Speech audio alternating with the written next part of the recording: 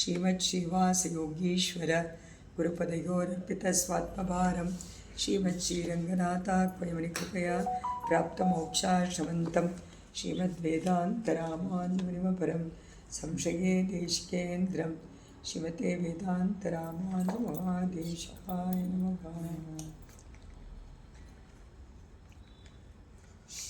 श्रीमान वेंकटनाथार्य कवितार्किककेसरी वेदांताचार्यवर्यो मे सन्निधत्तां सदा हृदि. संत श्रीरंगपृथ्वीश चरणत्राणशेखराग जयन्ति भुवनत्राण पदपङ्कजरेणवग. भरताय परं नमोऽस्तु तस्मै प्रथमोदाहरणाय भक्तिभाजां यदुपग्नमशेषतपृथिव्यां प्रथितो राघव पादुका प्रभावग.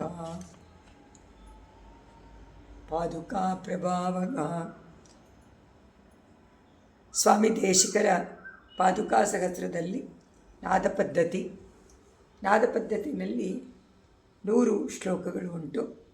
ಅದರಲ್ಲಿ ನಾವು 60 ಶ್ಲೋಕ ನೋಡಿರುವ 446 65 ಶ್ಲೋಕ 66ನೇಯಿಂದ ಇವತ್ತು ಅನುಭವಿಸೋಣ. ಹಿಂದೆ ಸ್ವಾಮಿ ದೇಶಿಕರು ನಾದ ಪದ್ಧತಿ ಅಂತ ಹೇಳಿ ಪರಮಾತ್ಮನ ರಂಗನಾಥನ ಸಂಚಾರದಲ್ಲಿ ಆಗುವಂತಹ ನಾದ, ಪಾದುಕೆಯಿಂದ ಬರುವಂಥ ನಾದವನ್ನು ವಿಷಯವಾಗಿ ಮಾಡಿ ಅನುಭವಿಸ್ತಾ ಒಂದು 3 ಶ್ಲೋಕಗಳಲ್ಲಿ ಮೌನವನ್ನು ಹೇಳಿದರು. ಪಾದುಕಾದೇವಿ ಯಾಕೆ ಮೌನಳಾಗಿಬಿಡ್ತಾಳೆ? ಅದು ಸಂಚಾರ ಕಾಲದಲ್ಲಿ ರಂಗನಾಥನನ್ನು ವಿಜಯ ಮಾಡಿಸ್ಕೊಂಡು ಬರಬೇಕಾದ್ರೆ ಮಂಟಪುಡಿ, ಅಲ್ಲಲ್ಲೇ ಒಂದೊಂದು ಮಂಟಪದಲ್ಲಿ ಪರಮಾತ್ಮ ಆಸೆಪಟ್ಟು ಅಲ್ಲಿ ನಿಂತ್ಕೊಂಡು ಬಿಡ್ತಾನೆ. ಅವರೆಲ್ಲರೂ ಉಪಹಾರಗಳನ್ನು ಕೊಟ್ಟು ಅವನಿಗೆ ಎಲ್ಲ ಕೈಂಕರ್ಯವನ್ನು ಮಾಡಿ ತಿರ್ಗಾ ಕಳಿಸಿಕೊಡ್ತಾರೆ. ಬರಬೇಕಾದ್ರೆ ಶಬ್ದ ಬರ್ತಾ ಇರುತ್ತೆ, ನಾದ ನಡ್ಕೊಂಡು ಬರುತ್ತಾ ನಾದ ಬರುತ್ತೆ. ಅವನು ಅಲ್ಲಿ ಆಸ್ಥಾನದಲ್ಲಿದ್ದಾಗ ಮಂಟಪದಲ್ಲಿ ಶಬ್ದ ಇಲ್ಲ, ನಾದ ಇಲ್ಲ. ಆ ವಿಷಯವನ್ನು ತಗೊಂಡಿದ್ದಾರೆ 3 ಶ್ಲೋಕಗಳಲ್ಲಿ. ಯಾತಕ್ಕೆ ಪಾದುಕಾದೇವಿ ನೀನು ಮೌನವಾಗಿಬಿಟ್ಟೆ ಅಂತ. ಒಂದು ಮಂಟಪುಡಿನಲ್ಲಿ, ಇನ್ನೊಂದು ಶಯನೋತ್ಸವದಲ್ಲಿ, ಕಡೆಯಲ್ಲಿ ಏಕಾಂತ ಸೇವೆ ಶಯನೋತ್ಸವದಲ್ಲಿ, ಅದು ಒಂದು ಅನುಭವ. ಅದಾದ ಮೇಲೆ ಮತ್ತೆ ಕರಣ ವಿಗಮ ಕಾಲೆ, ಮರಣಕಾಲ ಬಂದಾಗ ಪಾದುಕಾದೇವಿ ಯಾವ ರೀತಿ ಭಗವಂತನನ್ನು ಕರ್ಕೊಂಡು ಬಂದು ಅವನ ಸಾನ್ನಿಧ್ಯವನ್ನು ತೋರಿಸಿ, ಅವನ ಸಾನ್ನಿಧ್ಯವನ್ನು ಬಂದಿದ್ದಾನೆ ನೋಡಿ ಆಶ್ವಾಸನೆ ಮಾಡಿ ಭಯ ಪಟ್ಕೋಬೇಡಿ ಅಂತ ಹೇಳುವಂಥ ವಿಷಯವನ್ನು ಅಲ್ಲಿ ತಗೊಂಡು ಅದನ್ನು ವರ್ಣನೆ ಮಾಡ್ತಾರೆ. ಈಗ 446ನೇ ಶ್ಲೋಕದಲ್ಲಿ ಮಹಾಬಲಿ ಹತ್ರ ಬಂದು ವಾಮನನಾಗಿ ಬಂದು ದಾನವನ್ನು ಬೇಡಿ ಭವತಿ ಭಿಕ್ಷಾಂತೇಹಿ ಅಂತ. ಆ ಮಹಾಬಲಿಯ ದಾನ ಬಹಳ ಆಶ್ಚರ್ಯವಾದದ್ದು ಅಂತಾರೆ. ದಾನನ ಅದು ವೆಂಕಟಾದ್ವರಿ ಕವಿ ಮಹಾಲಕ್ಷ್ಮಿಯ ಸ್ತೋತ್ರವನ್ನು ಮಾಡ್ತಾ ಅಲ್ಲಿ ಇಲ್ಲವೇ ಇಲ್ಲ ಅಂತಾರೆ. ಅದೆಲ್ಲ ದಾನವೇ ಅಲ್ಲ ಅಂತಾರೆ. ಪರಮಾತ್ಮನದ್ದು ದಾನ ಅಲ್ಲ, ಅವನು ದಾನ ಮಾಡೋದಿಲ್ಲ ಅಂದ್ಬಿಟ್ರು. ಮಹಾಲಕ್ಷ್ಮಿ ಒಬ್ಬಳೇನೆ ಅಂತೆ, ಏನೂ ಅಪೇಕ್ಷೆ ಪಡದೆ ದಾನವನ್ನು ಮಾಡೋದು ಅಂತ ಸ್ತೋತ್ರ ಮಾಡೋದು. ಅಂದರೆ ಯಾತಕ್ಕೆ ದಾನ ಅಲ್ಲ ಅಂತಂದರೆ ನಾವು ಅದಕ್ಕೆ ಏನೇನೋ ಅನ್ವಯಿಸ್ತೀವಿ. ಯಾಕೆಂದರೆ ಅವನ ವಸ್ತುವನ್ನು ಅವನು ಪಡ್ಕೊಳ್ಬೇಕಾದ್ರೆ ಅದು ಅವನಿಗೆ ಅವನ ಸ್ವತ್ತಲ್ವ, ಅದರಿಂದ ಅವನೇನು ಕೇಳಬೇಕಾಗಿಲ್ಲ. ಅವನು ತಾನಾಗೆ ತೊಗೊಳ್ಬೋದು, ಕೇಳಿಬಿಟ್ಟು ತೊಗೋಬೇಕಾಗಿಲ್ಲ. ಬೇರೆಯವ್ರ ಸ್ವತ್ತಾದರೆ ಕೇಳಬೇಕು, ನಮ್ಮ ಸ್ವತ್ತಾದರೆ ಕೇಳಬೇಕಾಗಿಲ್ಲ, ತೊಗೊಳ್ಬಿಡ್ಬೋದು. ಅದಕ್ಕೆ ಅದು ಮಹಾಬಲಿಯ ದಾನ ಅಂತ ಹೇಳ್ತಾರೆ, ಇಲ್ವಲ್ಲ. ಮತ್ತು ಯಾಕೆ ಇವನು ಬಿಡಬೇಕಾಗಿತ್ತು, ಯಾಕೆ ತೊಗೋಬೇಕಾಗಿತ್ತು, ಅದೇ ಒಂದು ವಿಷಯ. ಅದನ್ನು ಇಲ್ಲಿಟ್ಕೊಂಡು ಇಡೀ ಲೋಕದವರೆಲ್ಲ ಅದನ್ನು ಕೇಳ್ತಾರೆ. ಇದನ್ನು ನಾಟಕದಲ್ಲಿ ತೋರಿಸಿದಾಗ, ಚಿತ್ರದಲ್ಲಿ ತೋರಿಸಿದಾಗ ನೋಡಿಬಿಟ್ಟು ಆಶ್ಚರ್ಯ ಪಡ್ತಾರೆ ಎಲ್ಲರೂ ಕೂಡ. ನೀನು ಆಶ್ಚರ್ಯ ಪಡ್ತೀಯ. ಪಾದುಕಾದೇವಿ ನೀನು ಆಶ್ಚರ್ಯ ಪಡ್ತೀಯ. ದೇವರ ಎರಡೂ ಪಾದಗಳನ್ನು ನೀನು ಬಿಡದೆ ಹಿಡ್ಕೊಂಡಿದೀಯ. ನೀನು ಸದಾ ಕಾಲ ಅದನ್ನು ಭದ್ರವಾಗಿ ಇಟ್ಕೊಂಡ್ಬಿಟ್ಟಿದೀಯ. ತುಂಬ ಸಂತೋಷವಾಗಿದೆಯಾ. ಅದಕ್ಕೆ ಪರಮಾತ್ಮನ ಅಗಲಿಕೆಯೇ ಇಲ್ವಲ್ಲ ನಿನಗೆ, ಅದರಿಂದ ಸಂತೋಷವಾಗಿರ್ತೀಯ. ಆಗ ನೀನು ಅನ್ಕೋತೀಯ, ಎಂತಹ ಆಶ್ಚರ್ಯ ಈ ದಾನ ಮಾಡಿದ್ದು ಬಲಿ ಅಂತ ನೀನೇ ಆಶ್ಚರ್ಯ ಪಡ್ತೀಯ, ನೀನೇ ಸಂತೋಷನೂ ಪಡ್ತೀಯ. ಪರಮಾತ್ಮನಿಗೆ ದಾನ ಮಾಡೋದು ಯಾರಪ್ಪ? ಪರಮಾತ್ಮ ಎಲ್ಲರಿಗೂ ಕೊಡುವಂಥವನು ಅಂತ. ಈ ರೀತಿ ಯಾರು ದಾನ ಮಾಡೋಕ್ಕಾಗತ್ತೆ? ಮಹಾಬಲಿಯಂತೆ ಸಾಕ್ಷಾತ್ ಪರಮಾತ್ಮನಿಗೆ ದಾನ ಮಾಡಿದ್ನಲ್ಲ ಅದು ಎಲ್ಲರೂ ಕೊಂಡಾಡುವಂತೆ ಅದು ನಡೆದಿದೆ. ಅದರಿಂದ ನೀನೇನು ಹೇಳ್ತೀಯ? ಅವನಿಗೆ ಯಾವ ತೊಂದರೆನೋ ಆಗದೇ ಇರುವಂತೆ ರಕ್ಷಿಸಬೇಕು, ಇಷ್ಟು ನೀನು ಮಾಡಿದ್ದು ಸಾಕು ಅಂತ ನೀನು ಹೇಳ್ತಾ ಇದೆಯೇನೋ ಅಂತ ಅನಾಥ ತೋರಿಸುತ್ತೆ. ಬೇಡಿಕೊಳ್ತಾ ಇದೆಯೇನೋ ಅನ್ನುವಂಥ. ಸಾಕಪ್ಪ ನೀನು ಮಾಡಿದ್ದು ಅಂತ ಬಲಿಯನ್ನು ಪ್ರಶಂಸೆ ಮಾಡಿಬಿಟ್ಟು, ಅಪ್ಪ ನೀನು ಮಾಡಿದ್ದು ಸಾಕು, ನಿನ್ನ ಲೀಲೆ ಅಂತ ನೀನು ಹೇಳ್ತಾ ಇದೆಯಾ ಅಂತ ಮಹಾಬಲಿ ಇಲ್ಲಿ ಪರಮಾತ್ಮನನ್ನು ತ್ರಿವಿಕ್ರಮನಾಗಿ ಸ್ತೋತ್ರ ಮಾಡಿದ್ದಾರೆ, ದರ್ಶನ ಮಾಡಿದ್ದಾರೆ. ಅದಕ್ಕೆ ಅವರು ಹೇಳ್ತಾರೆ, ಮಣಿಪಾದ ರಕ್ಷೆ ತಥಾವಿಧೇನ ನೀನು ವೈರೋಚನೇನ ವಿತರಣೇನ ವಿಸ್ಮಾಪಿತೇನ. ನೋಡಿ, ಮೂರೇ ಪದ.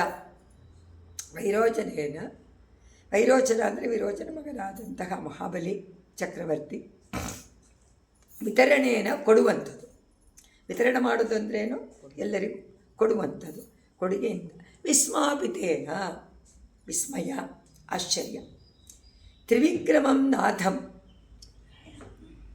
ಪರಮಾತ್ಮ ತ್ರಿವಿಕ್ರಮನಾಗಿ ಅವತಾರ ಮಾಡಿದಾಗ ನಾಥನಾಗಿ 3 ಅಡಿಗಳನ್ನು ದೇವರು ಗೃಹೀತ ಪಾದ,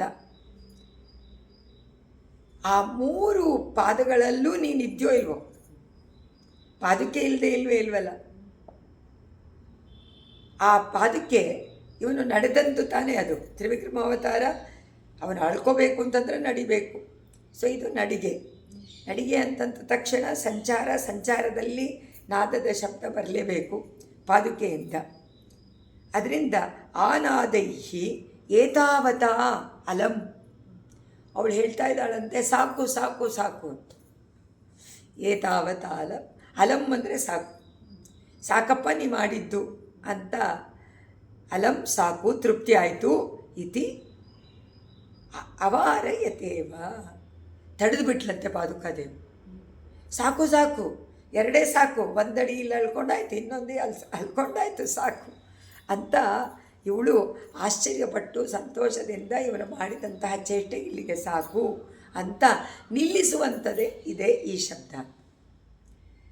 ಈಗ ಇವರು ಎಲ್ಲಿಗೆ ಹೋಗಿದ್ದಾರೆ ನೋಡಿ, ದರ್ಶನ ಮಾಡ್ತಾ ಇರೋದು ನಂಬೆರುಮಾಳ್ ಸಂಚಾರದಲ್ಲಿ ಬಂದಾಗ, ಉತ್ಸವದಲ್ಲಿ.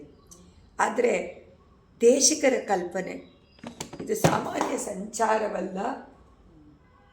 ಇದೇನಿದು ತ್ರಿವಿಕ್ರಮ ಅವತಾರದಲ್ಲಿ ಮಾಡಿದಂತಹ ವಿಷಯವನ್ನು ಈಗ ಹೇಳ್ತಾ ಇದ್ದಾಳೇನೋ ಅಲಂ ಅಲಂ ಅಂತ ಇವರಿಗೆ ಅನ್ನಿಸ್ತಾರೆ.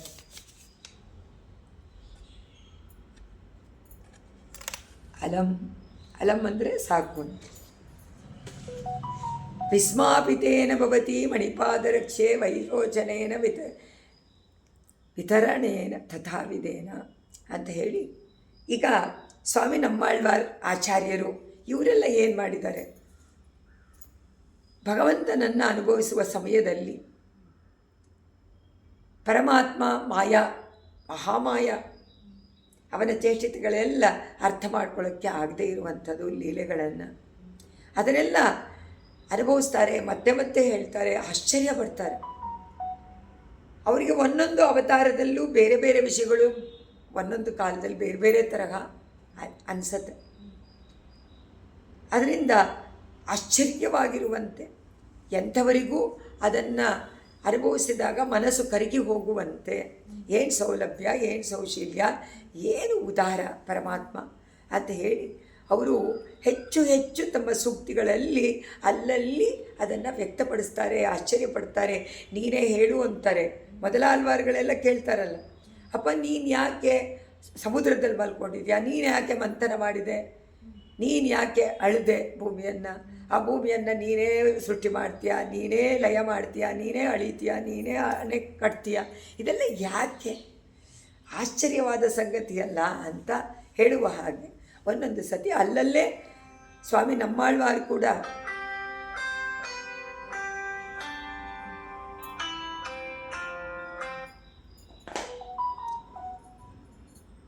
ಅದನ್ನು ಆಶ್ಚರ್ಯಪಡ್ತಾರೆ. ಮಹಾಬಲಿ 3 ಅಡಿ ತಾ ಕೊಡು ನನಗೆ 3 ಅಡಿ ಅಂತ ಶಬ್ದ ಅಂತೆ. ಇನ್ನೊಂದು ಕಡೆ ಸಾಕು ಸಾಕು ನಿನ್ನ ಆಶ್ಚರ್ಯ. ಮಹಾಬಲಿಯನ್ನು ನೀನು ವಂಚನೆ ಮಾಡಿದೆ ಅಲ್ವಾ, ನೀನು ವಂಚನೆ ಮಾಡ್ಬೋದಾ, ಎಂತಹ ವಂಚಕ ನೀನು ಅಂತ ಬೈತಾರೆ. ಇನ್ನೊಂದು ಸತಿ ಆಶ್ಚರ್ಯಪಡ್ತಾರೆ, ಇನ್ನೊಂದು ಸತಿ ನಿನ್ನ ಲೀಲೆ ಅರ್ಥ ಆಗಲ್ಲ ಅಂತಾರೆ. ಅದರಿಂದ ಆಳ್ವಾರುಗಳೆಲ್ಲ ಕೇಳ್ತಾರೆ, ಅವನನ್ನು ವಂಚನೆ ಮಾಡಿದೆ, ನನ್ನನ್ನು ವಂಚನೆ ಮಾಡಬೇಡ ಅಂತ. ನೀನು ಮಾಯಂ ಶಯ್ಯೇಲೆನ್ನೈ ಅಂತ ಹೇಳ್ತಾರೋ ಇಲ್ವೋ ಆಳ್ವಾರ್, ಮಾಯ ಮಾಡಬೇಡ, ನಿನ್ನ ಮಾಯ ನೀನೇ ಇಟ್ಕೋ ಸಾಕು, ಬೇರೆಯವ್ರಿಗೆಲ್ಲ ನೀ ಮಾಡ್ಬೋದು, ಆದರೆ ನನಗೆ ಮಾಡಬೇಡ ನೀನು ಅಂತ ಪ್ರಾರ್ಥನೆ ಮಾಡಿಕೊಳ್ಳುವಂತೆ. ಯಾತಕ್ಕೆಂದರೆ ನಮ್ಮಾಳ್ವಾರು ವಿರಹ ತಾಪದಲ್ಲಿ ಭಗವಂತನನ್ನು ಒಂದು ಕ್ಷಣವೂ ಬಿಡದಂತೆ ಇರುವಂಥ ಕಾಲದಲ್ಲಿ ಅನುಭವಿಸ್ಬೇಕಾದ್ರೆ ಪರಮಾತ್ಮನ ಮಾಯೆಯನ್ನು ಚಿಂತನೆ ಮಾಡ್ತಾರೆ. ನಮ್ಮಾಳ್ವಾರು ಈ ರೀತಿ ಅನುಭವಿಸ್ತಾ ಇದ್ದಾರೋ ಇಲ್ವೋ ಅದನ್ನು ಇಲ್ಲಿ ಈ ಒಂದು ಪದ್ಯದಲ್ಲಿ ಅನ್ವಯಿಸಿದ್ದಾರೆ ವ್ಯಾಖ್ಯಾನ ಮಾಡಬೇಕಾದ್ರೆ. ಈ ಶ್ಲೋಕದಲ್ಲಿ ಪಾದುಕಾದೇವಿ ಸಾಕು ಸಾಕು ಅಂತ ಇದ್ದಾಳಂತೆ. ನಮ್ಮಾಳ್ವಾರು ಹೇಗೆ ಕೇಳ್ತಾರೋ ಹಾಗೆ ಇವಳು ಆಶ್ಚರ್ಯಪಟ್ಟು, ಅಪ್ಪ ನಿನ್ನ ಇದು ಸಾಕು, ಇಲ್ಲಿಗೆ ನಿಲ್ಲಿಸು, ತೃಪ್ತಿ ಆಯಿತು, ಮಹಾಬಲಿಯನ್ನು ರಕ್ಷಣೆ ಮಾಡಿ ಆಯಿತು ಅಂತ ಹೇಳಿ ನೀನು ನಾದವನ್ನು ಮಾಡಿದ್ದೇನೋ ಅಂತ 446ನೇ ಶ್ಲೋಕ.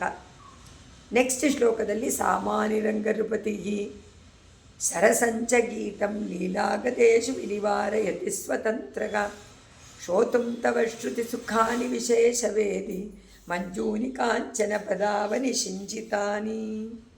ಕಾಂಚನ ಪದಾವನಿ ಒಳ್ಳೆಯ ಸುಂದರವಾದ ಸ್ವರ್ಣ ಪಾದುಕೆಯೇ. ಪರಮಾತ್ಮ ರಂಗದೊರೆ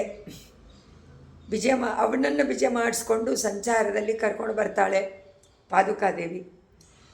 ಒಂದೊಂದು ಸಮಯದಲ್ಲಿ ಕೆಲವು ಸಮಯದಲ್ಲಿ ವೇದಗಳನ್ನು ಪಠನ ಮಾಡ್ತಾರೆ, ಯಾವಾಗಲೂ ಪಠನ ಮಾಡ್ತಾರೆ.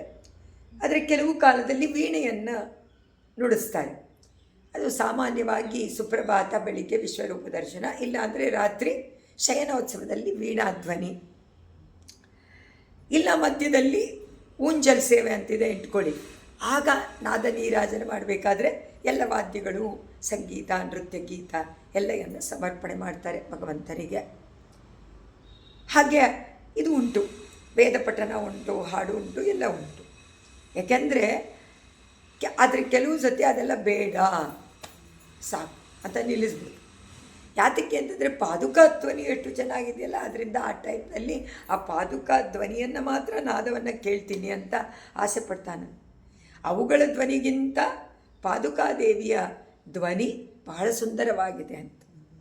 ಅದು ನೂಪುರದ ಧ್ವನಿ, ಅದು ಅರ್ಥ ಆಗತ್ತಂತೆ.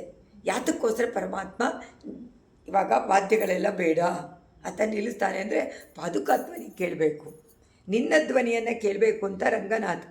ಅದಲ್ಲದೆ ರಂಗನಾಥ ಸ್ವಾತಂತ್ರ್ಯ ಉಂಟು ಅವನಿಗೆ, ಪರಮಾತ್ಮನಿಗೆ ಸ್ವತಂತ್ರ ಅವನು. ಆ ಸ್ವಾತಂತ್ರ್ಯದಿಂದ ಯಾರೂ ಏನು ಅಪೇಕ್ಷೆನೂ ಮಾಡುವಂತಿಲ್ಲ, ಏನು ಮಾಡೋದು ಅವನ ಆಜ್ಞೆ. ಈಗ ಸ್ವಾತಂತ್ರ್ಯ ಇದ್ದರೆ ನೀನು ಪರತಂತ್ರನಾದರೆ ಸ್ವತಂತ್ರ ಏನು ಹೇಳ್ತಾನೋ ಅದನ್ನು ತಾನೇ ಮಾಡಬೇಕು. ಅದರಿಂದ ಇಲ್ಲಿ ಅದನ್ನು ಹೇಳಿದರೆ ಅವನು ಅವೆಲ್ಲವನ್ನು ನಿಲ್ಲಿಸ್ಬಿಡ್ತಾನಂತೆ, ಪಾದುಕಾನಾದವನ್ನು ಮಾತ್ರ ಕೇಳ್ತಾ ಇರ್ತಾನಂತೆ. ಅವಾಗ ತುಂಬ ಚೆನ್ನಾಗಿರುತ್ತೆ, ಶಾಂತವಾಗಿರುತ್ತೆ, ಪ್ರಶಾಂತವಾಗಿ ಪಾದುಕಾಧ್ವನಿ ತುಂಬ ಚೆನ್ನಾಗಿರುತ್ತೆ ಅಂತ ಹೇಳಿ ನಿನ್ನ ವಾದನೆ ಕೇಳ್ತೇನೆ.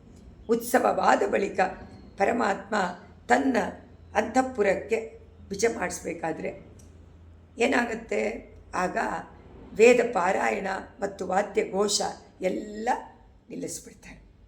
ಎಲ್ಲ ನಿಲ್ಲಿಸ್ಬಿಟ್ಟಾಗ ಪಾದುಕಾದೇವಿಯ ಧ್ವನಿ ಮಾತ್ರ ಪರಮಾತ್ಮ ಕೇಳಬೇಕು ಅಂತ ಆಸೆ ಪಡ್ತಾನೆ ಅಂತ ಇಲ್ಲಿ ಅದನ್ನು ವರ್ಣನೆ ಮಾಡಿದ್ದಾರೆ ಸ್ವಾಮೀಜಿ. ಎರಡು ನಮಗೆ ವೀಣಾವಾದನ ಈ ವಾದನಗಳೆಲ್ಲ ಎಲ್ಲ ಟೈಮ್ನಲ್ಲೂ ಇದೆ ಅಲ್ವಾ, ಸಂಚಾರ. ಉತ್ಸವ ಅಂದ್ರೇ ಇದ್ದೇ ಇರಬೇಕು. ಉತ್ಸವದಲ್ಲಿ ಅದೆಲ್ಲ ಇಲ್ಲದೇ ಇದ್ದರೆ, ಶಬ್ದ ಇಲ್ಲದೇ ಇದ್ದರೆ ಉತ್ಸವ ಅಂತಲೇ ಕರೆಯೋದಿಲ್ಲ. ಈಗ ಅದರಿಂದ ಹೇಗೆ ಅರ್ಥ ಮಾಡ್ಕೊಳ್ಬೋದು ಈ ಶ್ಲೋಕದಲ್ಲಿ?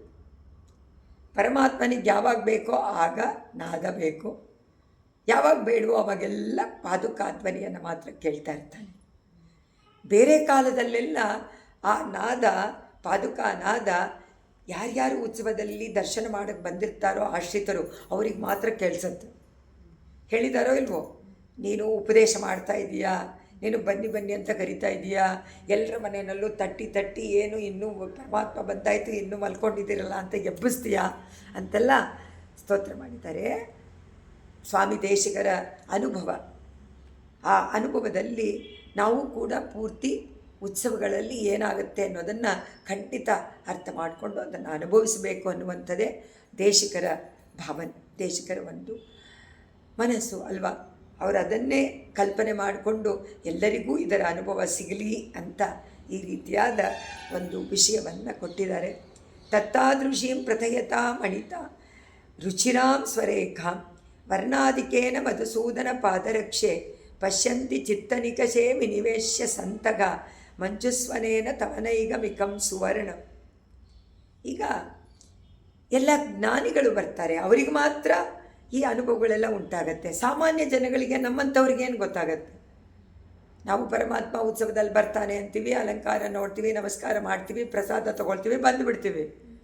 ನಮಗಿದೆಲ್ಲ ಅನುಭವ ಗೊತ್ತಾಗತ್ತಾ? ಈಗ ಹೋಗಲಿ, ನಾಗಸ್ವರನೇ ನುಡಿಸ್ತಾ ಇದ್ದಾರೆ ಅಂತ ಇಟ್ಕೊಳ್ಳಿ, ಉತ್ಸವದಲ್ಲಿ ಮುಂದೆ ಬರುತ್ತೆ ಡೋಲು ಎಲ್ಲ ಮಾಡಿಕೊಂಡು. ಅದರಲ್ಲಿ ಕೀರ್ತನೆಗಳು ಅರ್ಥ ಆಗದಾದರೆ ಸಾಹಿತ್ಯ ಅದನ್ನು ಅನುಭವಿಸ್ಬಿಡ್ತೀವಿ ವಿನಾಗ ಆ ನಾದದಿಂದ ಪರಮಾತ್ಮನಿಗೆ ಯಾವ ರೀತಿ ಸಂತೋಷ ಆಯಿತು, ಅವರೇನು ಅದನ್ನು ತಿಳ್ಕೊಂಡ, ಏನನ್ನು ಅವನು ಹೇಳ್ದ ಪ್ರತಿಯಾಗಿ ಅನ್ನೋದು ನಮಗೇನು ಗೊತ್ತಾಗತ್ತಾ? ಇಲ್ಲ. ನಾವದನ್ನು ಇಮ್ಯಾಜಿನ್ನೇ ಮಾಡೋಕ್ಕಾಗೋದಿಲ್ಲ ನಮಗೆ, ಖಂಡಿತ ಸಾಮಾನ್ಯರು ನಾವು ಅದರಿಂದ. ಆದರೆ ಜ್ಞಾನಿಗಳೇನು ಮಾಡ್ತಾರೆ, ವಿಷಯವನ್ನು ತಿಳ್ಕೊಂಡಂಥವರು ಎಲ್ಲ ಶಬ್ದವನ್ನೂ ಕೂಡ ಒಂದೊಂದನ್ನೇ ಬೇರೆ ಬೇರೆಯಾಗಿ ಅನುಭವಿಸ್ತಾರೆ. ವೇದದ ಮಂತ್ರವೇ ಬೇರೆ, ಬೇರೆ ನಾದವೇ ಬೇರೆ, ಪಾದುಕೆಯಿಂದ ಬರುವಂಥ ಜಂಜಣ್ಣ ನಾದವೇ ಬೇರೆ, ಅವರಿಗೆ ವಿಷಯವನ್ನು ತಿಳಿಸಿಕೊಡುತ್ತೆ. ಅವರು ಅದನ್ನೆಲ್ಲ ಅರ್ಥ ಮಾಡ್ಕೊಳ್ತಾರೆ. ಇದು ಉತ್ತಮವಾಗಿದೆ, ಇದು ತುಂಬ ಚೆನ್ನಾಗಿದೆ, ಪಾದುಕಾದೇವಿ ಈ ರೀತಿ ಸಂಭಾಷಣೆ ಮಾಡ್ತಾ ಇದ್ದಾಳೆ ಅನ್ನೋದೆಲ್ಲ ಜ್ಞಾನಿಗಳಿಗೆ ಅಂದರೆ ಇವರು ಮಹಾಜ್ಞಾನಿ ಸ್ವಾಮಿ ದೇಶಿಕರು. ಆದರೆ ಇಲ್ಲಿ ಜ್ಞಾನಿಗಳು ಅಂತ ಹೇಳಿ ಅಂತ ಪರೀಕ್ಷೆ ಮಾಡಿ ನೋಡ್ತಾರಂತೆ ಅವರು. ನಾವೆಲ್ಲ ಬಂದುಬಿಡ್ತೀವಿ ಅಷ್ಟೇ, ನಮಗೆಲ್ಲ ಒಂದೇ, ಇದು ಬೇರೆ ಅದು ಬೇರೆ ಇಲ್ಲವೇ ಇಲ್ಲ. ಉತ್ಸವ ಅಷ್ಟೇ, ಹೋಗೋದು ಓಡೋಗೋದು, ಪರಮಾತ್ಮ ದರ್ಶನ ಮಾಡೋದು ಓಡಿ ಬರೋದು ಅಷ್ಟೇ ನಮಗೆ ಗೊತ್ತಾಗೋದು.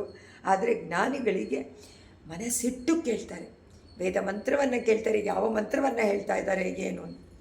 ಅದಕ್ಕೆ ಈಗ ದಿವ್ಯ ಪ್ರಬಂಧವೂ ಅಷ್ಟೇ, ದಿವ್ಯ ಪ್ರಬಂಧವನ್ನು ಮುಂದೆ ಹಾಡ್ಕೊಂಡು ಹೋಗ್ತಾರೆ ಉತ್ಸವದಲ್ಲಿ. ಆದರೆ ಈ ಉತ್ಸವಕ್ಕೆ ಇದೇ ಪ್ರಬಂಧವನ್ನು ಹೇಳಬೇಕು ಅಂತ ಅಡಿಟ್ಟಿದ್ದಾರೆ ಸಂಪ್ರದಾಯದಲ್ಲಿ. ಈಗ ಮಲಯಪ್ಪ ಸ್ವಾಮಿಗೆ ಉತ್ಸವದಲ್ಲಿ ಮೊದಲನೇ ದಿವಸ ಚಿನ್ನ ಶೇಷವಾಹನ ಹೋದಾಗ ಯಾವ ಪ್ರಬಂಧವನ್ನು ಹಾಡಬೇಕು ಅದನ್ನೇ ಹಾಡ್ಕೊಂಡು ಹೋಗ್ತಾರೆ ಪೂರ್ತಿ. ಅವರು ಪ್ರಾರಂಭದಿಂದ ಕಡೆಗೆ ಉತ್ಸವ ಮುಗಿಯೋವರೆಗೂ ಅದನ್ನೇ ಹೇಳ್ತಾ ಬರ್ತಾರೆ, ನಿಧಾನಕ್ಕೆ ಅನುಭವಿಸಿಕೊಂಡು ಹೇಳ್ತಾ ಬರ್ತಾರೆ. ಈಗ ಪೊಯ್ಗೆ ಆಳ್ವಾರ್ ಹೇಳಿರುವಂಥ ಮೊದಲು ತಿರುವಂದಾದಿ, ಅದೇನೇ ಮೊದಲನೇ ದಿವಸ ಮೊದಲನೇ ವಾಹನದಲ್ಲಿ ಹಾಡ್ಕೊಂಡು ಬರ್ತಾರೆ ಜಿಗರ್ ಸ್ವಾಮಿಗಳು ಎಲ್ಲರೂ ಕೂಡ. ಯಾತಕ್ಕದನ್ನು ಅಲ್ಲಿ ಅದೇ ಹಾಡಬೇಕು ಅಂತಿದ್ದಾರೆ ಅಂದರೆ, ಅದರಲ್ಲಿ ಪೊಯ್ಗೆ ಆಳ್ವಾರ್ ಮಲಯಪ್ಪ ಸ್ವಾಮಿಗೆ ಮಾಡಿರುವಂತಹ ಪಾಶುರಗಳಿದೆ ಅಲ್ಲ, ಅದರನ್ನು ಅನುಭವಿಸ್ಕೊಂಡು ಆಳ್ವಾರ್ ಯಾವ ರೀತಿ ಸ್ತೋತ್ರ ಮಾಡಿದ್ದಾರೆ ನೋಡಿ ಅಂತ ಅನುಭವಿಸಿಕೊಂಡು ಅದನ್ನು ಮತ್ತೆ ಪರಮಾತ್ಮನಿಗೆ ಅದನ್ನು ಹೇಳಿ ಅವನು ಕೇಳುವಂತೆ ಮಾಡಿ, ಇದು ಅನುಭವ. ಅದನ್ನು ಇಟ್ಕೊಂಡು ಸ್ವಾಮಿ ದೇಶಿಕರು ಇದನ್ನೆಲ್ಲ ವರ್ಣನೆ ಮಾಡಿದ್ದಾರೆ. ಆ ದಿವ್ಯ ಸೂಕ್ತಿಗಳು ಅದರಲ್ಲಿ ವರ್ಣನೆ ಮಾಡಿರುವಂತಹ ಪರಮಾತ್ಮನ ವಿಷಯ, ಅದು ಯಾರಾದರೂ ಆಗ್ಬೋದು, ರಂಗನಾಥ ಆಗ್ಬೋದು, ಮಲಯಪ್ಪ ಸ್ವಾಮಿ ಆಗ್ಬೋದು, ತಿರುವಲ್ಲಿಕ್ಕೇಣಿ ಪಾರ್ಥಸಾರಥಿ ಆಗ್ಬೋದು, ಯಾರಾದರೂ ಆಗ್ಬೋದು, ಎಲ್ಲರಿಗೂ ಅನ್ವಯಿಸುವಂಥದ್ದು. 108 ದಿವ್ಯ ದೇಶದ ಪೆರುಮಾಳು ಪರಮಾತ್ಮ ತಾನೆ, ಭಗವಂತ ತಾನೆ ಅವನಿಗೆ. ಅದರಿಂದ ಜ್ಞಾನಿಗಳಿಗೆ ಇದು ಅರ್ಥ ಆಗತ್ತೆ.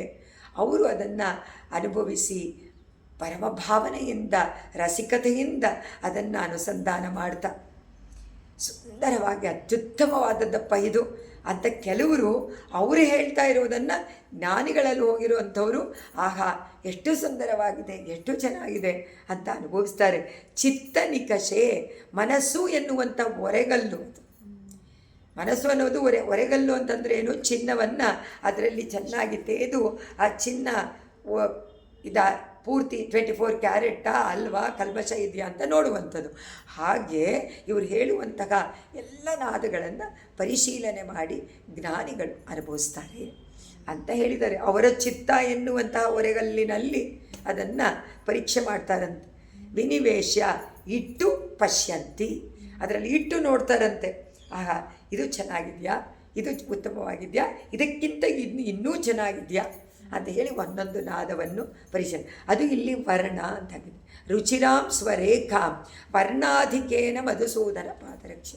ವರ್ಣ ವರ್ಣ ವರ್ಣ ಅಂದರೆ ಎರಡು ಅರ್ಥ, ಒಂದು ಬಣ್ಣ, ಇನ್ನೊಂದು ಅಕ್ಷರ. ಅಕ್ಷರ ಅಂದರೆ ಮಂತ್ರ, ಅಕ್ಷರಗಳನ್ನು ಕೂಡಿ ಬರುವಂತಹ ಮಂತ್ರಗಳಾಗಲಿ.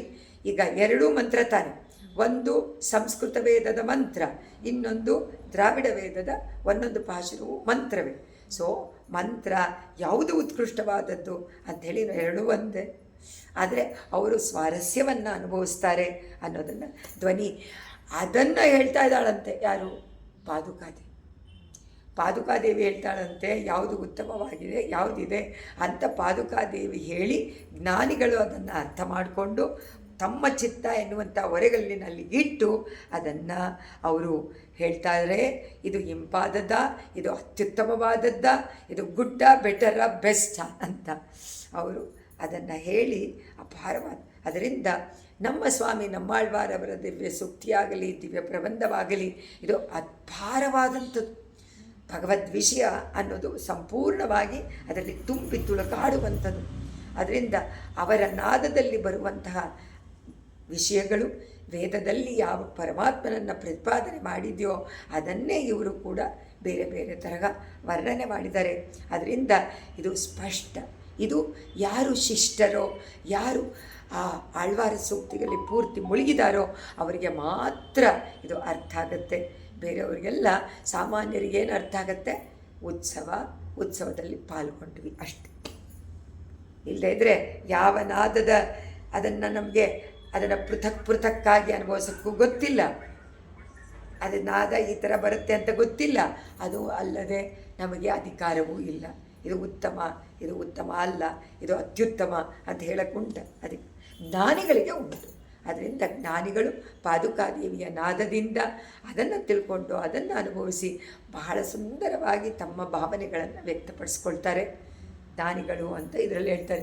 ಪಶ್ಯಂತಿ ಚಿತ್ತನಿಕಷೆ ವಿನಿವೇಶ ಸಂತಗ ಅಂತ ಪರ್ಟಿಕ್ಯುಲರಾಗಿ ಹಾಕ್ಬಿಟ್ರು ಸ್ವಾಮಿ ದೇಶ. ಸಂತರು ಅಂದರೆ ಜ್ಞಾನಿಗಳು, ಪರಮಜ್ಞಾನಿಗಳು, ಪರಮಭಕ್ತರು. ಅವರ ಅನುಭವವೇ ಬೇರೆ ಉತ್ಸವಾದಿಗಳಲ್ಲಿ. ಇದು 448ನೇ ಶ್ಲೋಕ. 49 ಮುಗ್ಧಸ್ಯ ಹಂತ ಭವತೀಂ ಸ್ತುವತೋ ಮಮೈತಾನಿ ಆಕರ್ಣ್ಯನೂನಮಯಥಾ ಯತಜಲ್ಪಿತಾನಿ ಇತ್ತಂ ವದತ್ವಮಿತಿ ಶಿಕ್ಷಯಿತುಂ ಪ್ರಣಾದಾನ್ ಮಂಜೂನುದೀರಯಸಿ ಮಾಧವ ಪಾದುಕೆ ತ್ವಾಂ. ಮಧುಸೂದನ, ಮಾಧವ, ರಂಗನಾಥ ಎಷ್ಟೊಂದು ನಾಮಗಳಿಂದ ಸಂಬೋಧನೆ ಮಾಡ್ತಾರೆ ಪಾದುಕೆಯನ್ನು. ಅಮ್ಮ ಮಾಧವನ ಪಾದುಕೆಯೇ, ಭವತಿ ನಿನ್ನನ್ನು ಮೋಹವಶಾತ್. ಅಮ್ಮ ಪಾದುಕೆ, ನೀನು ಧ್ವನಿಗೈಯುವಂತಹ ನಾದವನ್ನು ಕೇಳಿದರೆ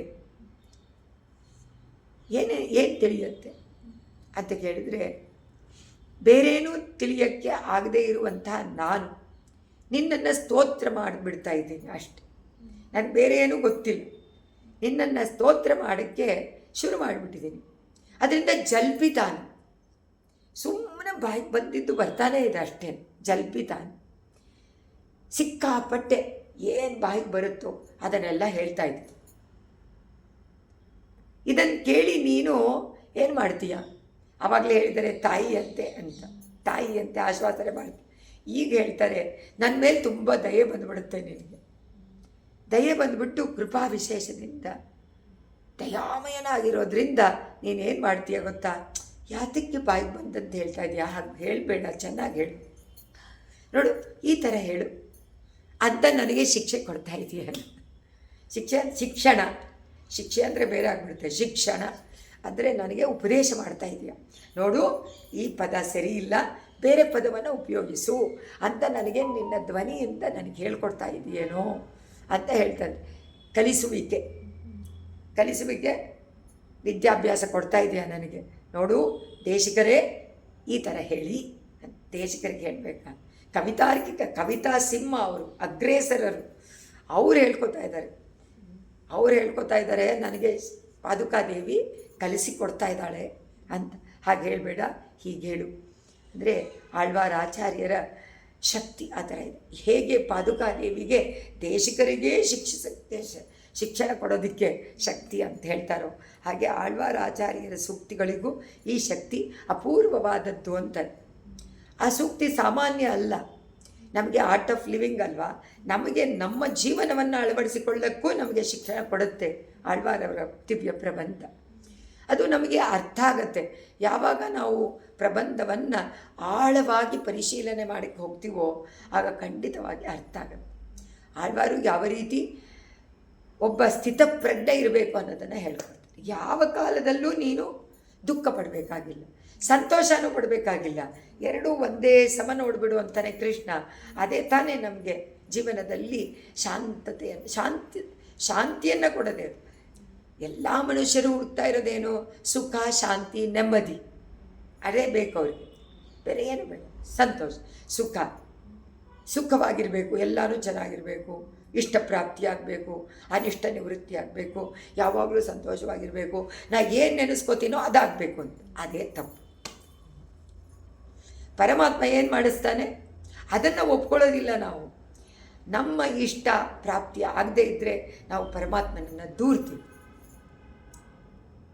ತಿಳಿದವ್ರು ಏನು ಮಾಡ್ತಾರೆ ಜ್ಞಾನಿಗಳು, ಅಯ್ಯೋ ಭಗವಾನ್ ಇಚ್ಛೆ, ಅವನೇನು ಮಾಡ್ತಾನೋ ಅದು ಮಾಡಿಕೊಳ್ಳಿ, ನಾನು ಯಾಕೆ ಇದು ಬೇಡ ಅದು ಬೇಕು, ಇದು ಬೇಡ, ಚೆನ್ನಾಗಿಲ್ಲ ಅಂತ ಹೇಳಬೇಕು ಅಂತ ಸಂತೃಪ್ತಿ ಆಗಿಬಿಟ್ರೆ ಅದು ಯಾವಾಗಲೂ ಶಾಂತಿ, ನೆಮ್ಮದಿ, ಸುಖ, ಸಂತೋಷ ಎಲ್ಲವನ್ನು. ಯಾವಾಗ ತೃಪ್ತಿ ಇರುತ್ತೋ ಮನಸ್ಸಿನ, ಒಂದು ಚೂರಿದ್ರೂ ಸಾಕು, ಲವಲೇಶ ಆಸೆ ಅಂದ್ವಲ್ಲ, ಅವತ್ತೇ ಹೇಳಿದ್ವಲ್ಲ ಕಾಮ ಅನ್ನೋದಕ್ಕೆ ಹೇಗೆ ವಿವರಣೆ ಮಾಡಿದ್ದಾರೆ. ನಾವು ಬಾಯಲ್ಲಿ ಬೇಕಾದರೆ ಹೇಳ್ತಾ ಇರ್ಬೋದು ಬೇಡ ಬೇಡ ಅಂತ, ಒಳಗಡೆ ಒಂದು ಸ್ವಲ್ಪ ಇದ್ದರೂ ಕೂಡ ಪ್ರಯೋಜನ. ಕಾಮವಾಗಲಿ ಕ್ರೋಧವಾಗಲಿ ಇದೆಲ್ಲ ಅವಗುಣಗಳು ಒಂದು ಸ್ವಲ್ಪ ಇದ್ದರೂ ಕೂಡ ಪರಮಾತ್ಮನಿಗೆ ಒಳಗಡೆ ಸ್ಥಾನ ಇಲ್ಲ ಮಾನಸಿಕವಾಗಿ. ಸೊ ಮನಸ್ಸಿನ ಸಂತೋಷ ಯಾವಾಗ ಬರುತ್ತೆ, ಮನಸ್ಸು ತೃಪ್ತಿ ಆಗಲ್ಲ. ಮನಸ್ಸು ಯಾವಾಗ ತೃಪ್ತಿ ಆಗುತ್ತೆ, ಏನು ಅಪೇಕ್ಷೆ ಪಡದೇ ಇದ್ದಾಗ, ಏನು ಯಾವುದರಲ್ಲೂ ಅಪೇಕ್ಷೆ ಪಡೋ ಹಾಗಿಲ್ಲ, ಆವಾಗ ಸಂತೋಷವಾಗಿರುತ್ತೆ, ಶಾಂತವಾಗಿರುತ್ತೆ, ನೆಮ್ಮದಿಯಿಂದ ಇರುತ್ತೆ. ಅದರಿಂದ ಇದು ಅನ್ಯಾದೃಶವಾದಂಥ ಭಾಗವತ ಭಕ್ತಿಯ ಒಂದು ಪರಾಕಾಷ್ಠೆ ಆಳ್ವಾರ ಆಚಾರ್ಯರುಗಳಿಗೆ. ಅವರು ಆ ಮಟ್ಟದಲ್ಲಿ ನಿಂತು ಎಲ್ಲವನ್ನು ಅನುಭವಿಸ್ತಾ ಇದ್ದಾರೆ. ಅದರಿಂದ ಅವರಿಗೆ ಬೇರೆ ಯಾವ ದುಃಖ ಇಲ್ಲ, ಏನೂ ಇಲ್ಲ, ಯಾವ ಸಂಕಟವೂ ಇಲ್ಲ, ಕುರೆ ಇಲ್ಲ ಅಂದ್ಬಿಟ್ರಲ್ಲ ಅವರು. ಯಾವ ಕುರೇನೂ ಇಲ್ಲ. ಸ್ವಾಮಿ ನಮ್ಮಾಳ್ವಾರೇ ಹೇಳ್ತಾರೆ, ಯಾವುದಿದೆ ನನಗೆ ಕೊರತೆ, ಪರಮಾತ್ಮನ ದರ್ಶನ ಸದಾಕಾಲ ಅವನನ್ನು ಚಿಂತನೆ ಮಾಡ್ತಾ ಇರೋದ್ರಿಂದ ನನಗೆ ಯಾವ ಕೊರತೆಯೂ ಇಲ್ಲ. ಅಂದರೆ ಸಂತೃಪ್ತಿ ಇದ್ದಾಗ ಪರಮಾತ್ಮನ ವಿಷಯ ಆನಂದವನ್ನು ಕೊಡುತ್ತೆ ಸದಾ ಕಾಲದಲ್ಲಿ ಅನ್ನೋದೇ ಇದು. ಅಂದರೆ ಅವರ ಸೂಕ್ತಿಗಳ ಮಹಿಮೆ ಅದು ಉಂಟು ಮಾಡುತ್ತೆ. ಹೇಗೆ ಪಾದುಕಾದೇವಿಯ ನಾದ ಜ್ಞಾನಿಗಳಿಗೆ ಸಂತೋಷವನ್ನು ಉಂಟು ಮಾಡಿ ಅನುಭವವನ್ನು ಕೊಟ್ಟು ಶಾಂತಿಯನ್ನು ಉಂಟು ಮಾಡುತ್ತೋ, ಹಾಗೆ ಆಳ್ವಾರರ ಸೂಕ್ತಿಗಳು ಕೂಡ, ಆಚಾರ್ಯರ ಸ್ತೋತ್ರಗಳು ಕೂಡ.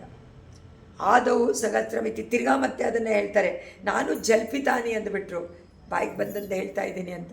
ಈಗ ಹೇಳ್ತಾರೆ ಮತ್ತೆ ನೆಕ್ಸ್ಟ್ ಶ್ಲೋಕದಲ್ಲಿ 450ನೇ ಶ್ಲೋಕದಲ್ಲಿ, ಆದವು ಸಹಸ್ರಮಿತಿಯ ಸಹಸಾಮಯೋಕ್ತಂ ತುಷ್ಟೂ ಶತಾನಿರವಧಿಂ ಮಹಿಮಾರ್ಣವಂತೆ ಆಮ್ರೇಡಯಸ್ಯತ ಕಿಮೇತದಮೃಶ್ಯಮಾಣ ಮಂಜುಸ್ವನೇನ ಮಧುಜಿನ್ಮಣಿಪಾದುಕೇ ತ್ವಂ. ಮಣಿಪಾದರಕ್ಷೆ ಅಲ್ಲ ಅಮ್ಮ ಪಾದುಕಾದೇವಿ, ನಾನು ನಿನ್ನನ್ನು ಸೇವೆ ಮಾಡೋಕ್ಕೆ ಬಂದಾಗ ಏನಂತ ಹೇಳಿಬಿಟ್ಟೆ, 1000 ಶ್ಲೋಕಗಳನ್ನು ಬರಿಬೇಕು. ನಾನೇನು ಹೇಳಲಿಲ್ಲ, ಬೇರೆ ಭಾಗವತರು ಹೇಳಿಬಿಟ್ರು, ನಾನು ಒಪ್ಕೊಂಡ್ಬಿಟ್ನಲ್ಲ. ಸಹಸ್ರ ಯತ್ ಸಹಸಾ ಮಯೋಕ್ತಂ ಭಾಗವತರು ಹೇಳಿದರು, ನಾನು ಸರಿ ಅಂತ ಹೇಳಿಬಿಟ್ನಲ್ಲ, ಒಪ್ಕೊಂಡ್ಬಿಟ್ನಲ್ಲ. ನಾನು ಅವರು ಸಹಸ್ರ ಮಾಡಬೇಕು ಅಂತ ಹೇಳಿದ್ರು, ನಾವು ಒಪ್ಕೊಂಡ್ಬಿಟ್ಟೆ. ಒಪ್ಕೊಂಡಾಗ ನಿರವಧಿಂ ತೇ ಮಹಿಮಾ. ಅಮ್ಮ ಪಾದುಕಾದೇವಿ, ನಿನ್ನ ಮಹಿಮೆಗೆ ಒಂದು ಲಿಮಿಟೇ ಇಲ್ಲ, ಎಲ್ಲೇ ಇಲ್ಲದ ನಿನ್ನ ಶ್ಲೋಕಗಳನ್ನು ನಾನು 1000 ಅಂತ ಹೇಳಿಬಿಟ್ನಲ್ಲ. ಅದು 1,00,000 ಅಂತ ಹೇಳ್ಬೋದಾಗಿತ್ತಲ್ಲ. 1000ಕ್ಕೆ ಮಿತಿ ಮಾಡೋಕ್ಕಾಗತ್ತಾ ನಿನ್ನ ವೈಭವವನ್ನು? ಅಯ್ಯೋ, ಆತುರದಿಂದ ನಾನು ಒಪ್ಕೊಂಡ್ಬಿಟ್ನಲ್ಲ. ಇಲ್ಲ ರೀ, 1,000 ಬೇಡ, 4,000 ಮಾಡ್ತೀನಿ ಅನ್ಬೋದಾಗಿತ್ತು, 10,000 ಹೇಳ್ಬೋದಾಗಿತ್ತು. 1000ಕ್ಕೆ ನಾನು ಒಪ್ಕೊಂಡ್ಬಿಟ್ನಲ್ಲ, ಸ್ತುತಿ ಮಾಡ್ತೀನಿ ಅಂತ ಹೇಳಬಾರ್ದಾಗಿತ್ತು. ತಪ್ಪು ಮಾಡಿಬಿಟ್ಟು. ಅಬ್ಬ, ಅಪಾರವಾದದ್ದು ನಿನ್ನ ಮಹಿಮೆ. ನೀನು ನಿನ್ನ ಮಹಿಮೆಯನ್ನು ಖಂಡಿತವಾಗಿ ನಿನ್ನ ಮೈಗೆ ಇದು ಸಾಲದು ಅಂತ ನೆನೆಸ್ಕೊಂಡಾಗ, ಹೌದು, ನಾ ಮಾಡಿದ ತಪ್ಪು. 1000 ಮಾಡಬಹುದೇ? 1000 ಸಾಕಾಗತ್ತಾ? 1000 ಅಂತ ಹೇಳ್ಬಹುದಾ? ಅದನ್ನು ಮತ್ತೆ ಮತ್ತೆ ಹೇಳ್ತಿರುವಂತೆ ನನಗನ್ಸುತ್ತೆ ನಿನ್ನ ಧ್ವನಿ. ಏನು ದೇಶಿಕರೇ, ನೀವು ಯಾಕೆ 1000 ಅಂತ ಹೇಳಿಬಿಟ್ರಿ? ಇನ್ನೂ ಹೇಳ್ಬೋದಾಗಿತ್ತಲ್ಲ ಅಂತ ಮತ್ತೆ ಮತ್ತೆ ನೀನು ನನಗೆ ನಿನ್ನ ನಾದದಿಂದ ನನಗೆ ಸೂಚಿಸ್ತಾ ಇದೆಯಾ ಅಂತ ಕಾಣಿಸುತ್ತೆ. ಅಂದರೆ ಸ್ವಾಮಿ ದೇಶಿಕರಿಗೆ ಆಸೆ ಇತ್ತೋ ಏನೋ ಇನ್ನೂ ತುಂಬ ಬರಿಬೇಕು. ಆದರೆ 1000 ಯಾಕೆ ಸಾಕು ಅಂತ ನಿನ್ನ ಈ ಧ್ವನಿ ತಿರುವಾಯ್ಮುಳಿಗೆ ಒಂದೊಂದು ದಶಕ ಕೊನೆಯದಲ್ಲೂ ಇರತ್ತಿಲ್ಲ ಅಂತ ನಮ್ಮ ಸ್ವಾಮಿ ನಮ್ಮಾಳ್ವಾರ ಹೇಳಲಿಲ್ವಾ? ಅದಕ್ಕೆ ತಾನೇ ಪರಮಾತ್ಮ ಅವರನ್ನು ಎಷ್ಟು ಆರ್ತತೆಯಿಂದ ಕರ್ಕೊಂಡು ಹೋಗು ಅಂತ ಹೇಳಿದ್ರು, ಕರ್ಕೊಂಡೇ ಹೋಗಲಿಲ್ಲ. ಆ ತಿರುವಾಯ್ಮುಳಿ ಸಂಪೂರ್ಣವಾಗಿ ಪೂರ್ತಿ ಆಗೋವರೆಗೂ ಅವರು ಈ ಲೋಕದಲ್ಲಿ, ಈ ಇಂದ್ರಿಯಗಳ ಮಧ್ಯದಲ್ಲಿ ಅವರು ಇರಲೇಬೇಕಾಯಿತು. ಪ್ರಾಕೃತಿಕವಾದಂಥ ಶರೀರದಲ್ಲಿ ಅವ್ರಿಗೆ ಎಷ್ಟು ಹಲುಬುತ್ತಾರಲ್ವ. ಅಯ್ಯೋ ಬೇಡ ಸ್ವಾಮಿ, ನನಗೆ ಈ 5 ಜನರ ಪೀಡೆ ಅಂತ ತಗೊಳಕ್ಕಾಗಲ್ಲ, ನನ್ನನ್ನು ಕರ್ಕೊಂಡು ಹೋಗ್ಬಿಡು. ಅವರು 5 ಕುಮೈತು ತಿಂದ್ರು ಉಣ್ಬರ್ಗಳು. ಅವ್ರು ನನ್ನನ್ನು ತಿಂದು ಪೀಡಿಸ್ತಾ ಇದ್ದಾರೆ, ನನ್ನನ್ನು ಕಚ್ಚಿ ತಿಂತಾ ಇದ್ದಾರೆ ಕಷ್ಟಪಟ್ಟು. ನನ್ನನ್ನು ಕರ್ಕೊಂಡು ಹೋಗ್ಬಿಡು 5 ಮಧ್ಯದಿಂದ ಅಂತ ಹೇಳ್ತಾರಲ್ಲ. 1000 ನೋಡಿದರೆ ಹೆಚ್ಚಾಗಿ ಹೇಳಬೇಕಾಗಿದೆ. ನಾನು ಸ್ವಲ್ಪನೇ ಹೇಳ್ತಾ ಇದ್ದೀನಲ್ಲ ಅಂತ ಆಳ್ವಾರೂ ಮನಸ್ಸಿನಲ್ಲಿ ಪಟ್ಟಿದ್ದಾರೆ. ಅವ್ರಿಗೂ ಅನಿಸಿದೆ. ಆದರೆ 1000 ಯಾತಕ್ಕೆ ಅವ್ರಿಗೆ ಕಷ್ಟ ಅನಿಸುತ್ತೆ ಅಂದರೆ, 1000 ಅಂದ್ಬಿಟ್ಟೆ ಅವ್ರು ಬೇಗ ವೈಕುಂಠಕ್ಕೆ ಹೋಗಬೇಕು ಅಂತ ಆಸೆ ಅಲ್ವಾ? ಆದರೆ ಸ್ವಾಮಿ ದೇಶಿಕರಿಗೆ ವೈಕುಂಠ ಬೇಡ ಅಂತಾರಲ್ಲ. ವೈಕುಂಠೇಪಿ ಮೇಭಿಲಾಷ ಹಸ್ತಿಗಿರಿನಾಥ, ನಿನ್ನ ಜೊತೆಯಲ್ಲಿ ಅನುಭವಿಸ್ತಾ ಇದ್ದರೆ ನಿನ್ನ ಉತ್ಸವದಲ್ಲಿ ನಾನು ಯಾಕೆ ಹೋಗ್ಬೇಕು? ಅದೇ ಇಲ್ಲೂ ಹೇಳ್ತಾರೆ, ನಾನೂ ಕೂಡ 100 ವರ್ಷ ಅಲ್ಲ, ಇನ್ನೂ 100-106 ವರ್ಷಗಳು ಇದ್ದು ನೀನು ಒಂದು ಮಂಟಪದಿಂದ ಇನ್ನೊಂದು ಮಂಟಪಕ್ಕೆ ಸಂಚಾರ ಪದ್ಧತಿನಲ್ಲಿ ಹೇಳಿದ್ದಾರೆ. ನಾನಿದನ್ನು ಎಷ್ಟೋ ಕಾಲ ನನಗೆ ಆಯಸ್ಕೊಟ್ಟು ಇದನ್ನೇ ನೋಡ್ತಾ ಇರ್ತೀನಿ ಅಂತಾರೆ.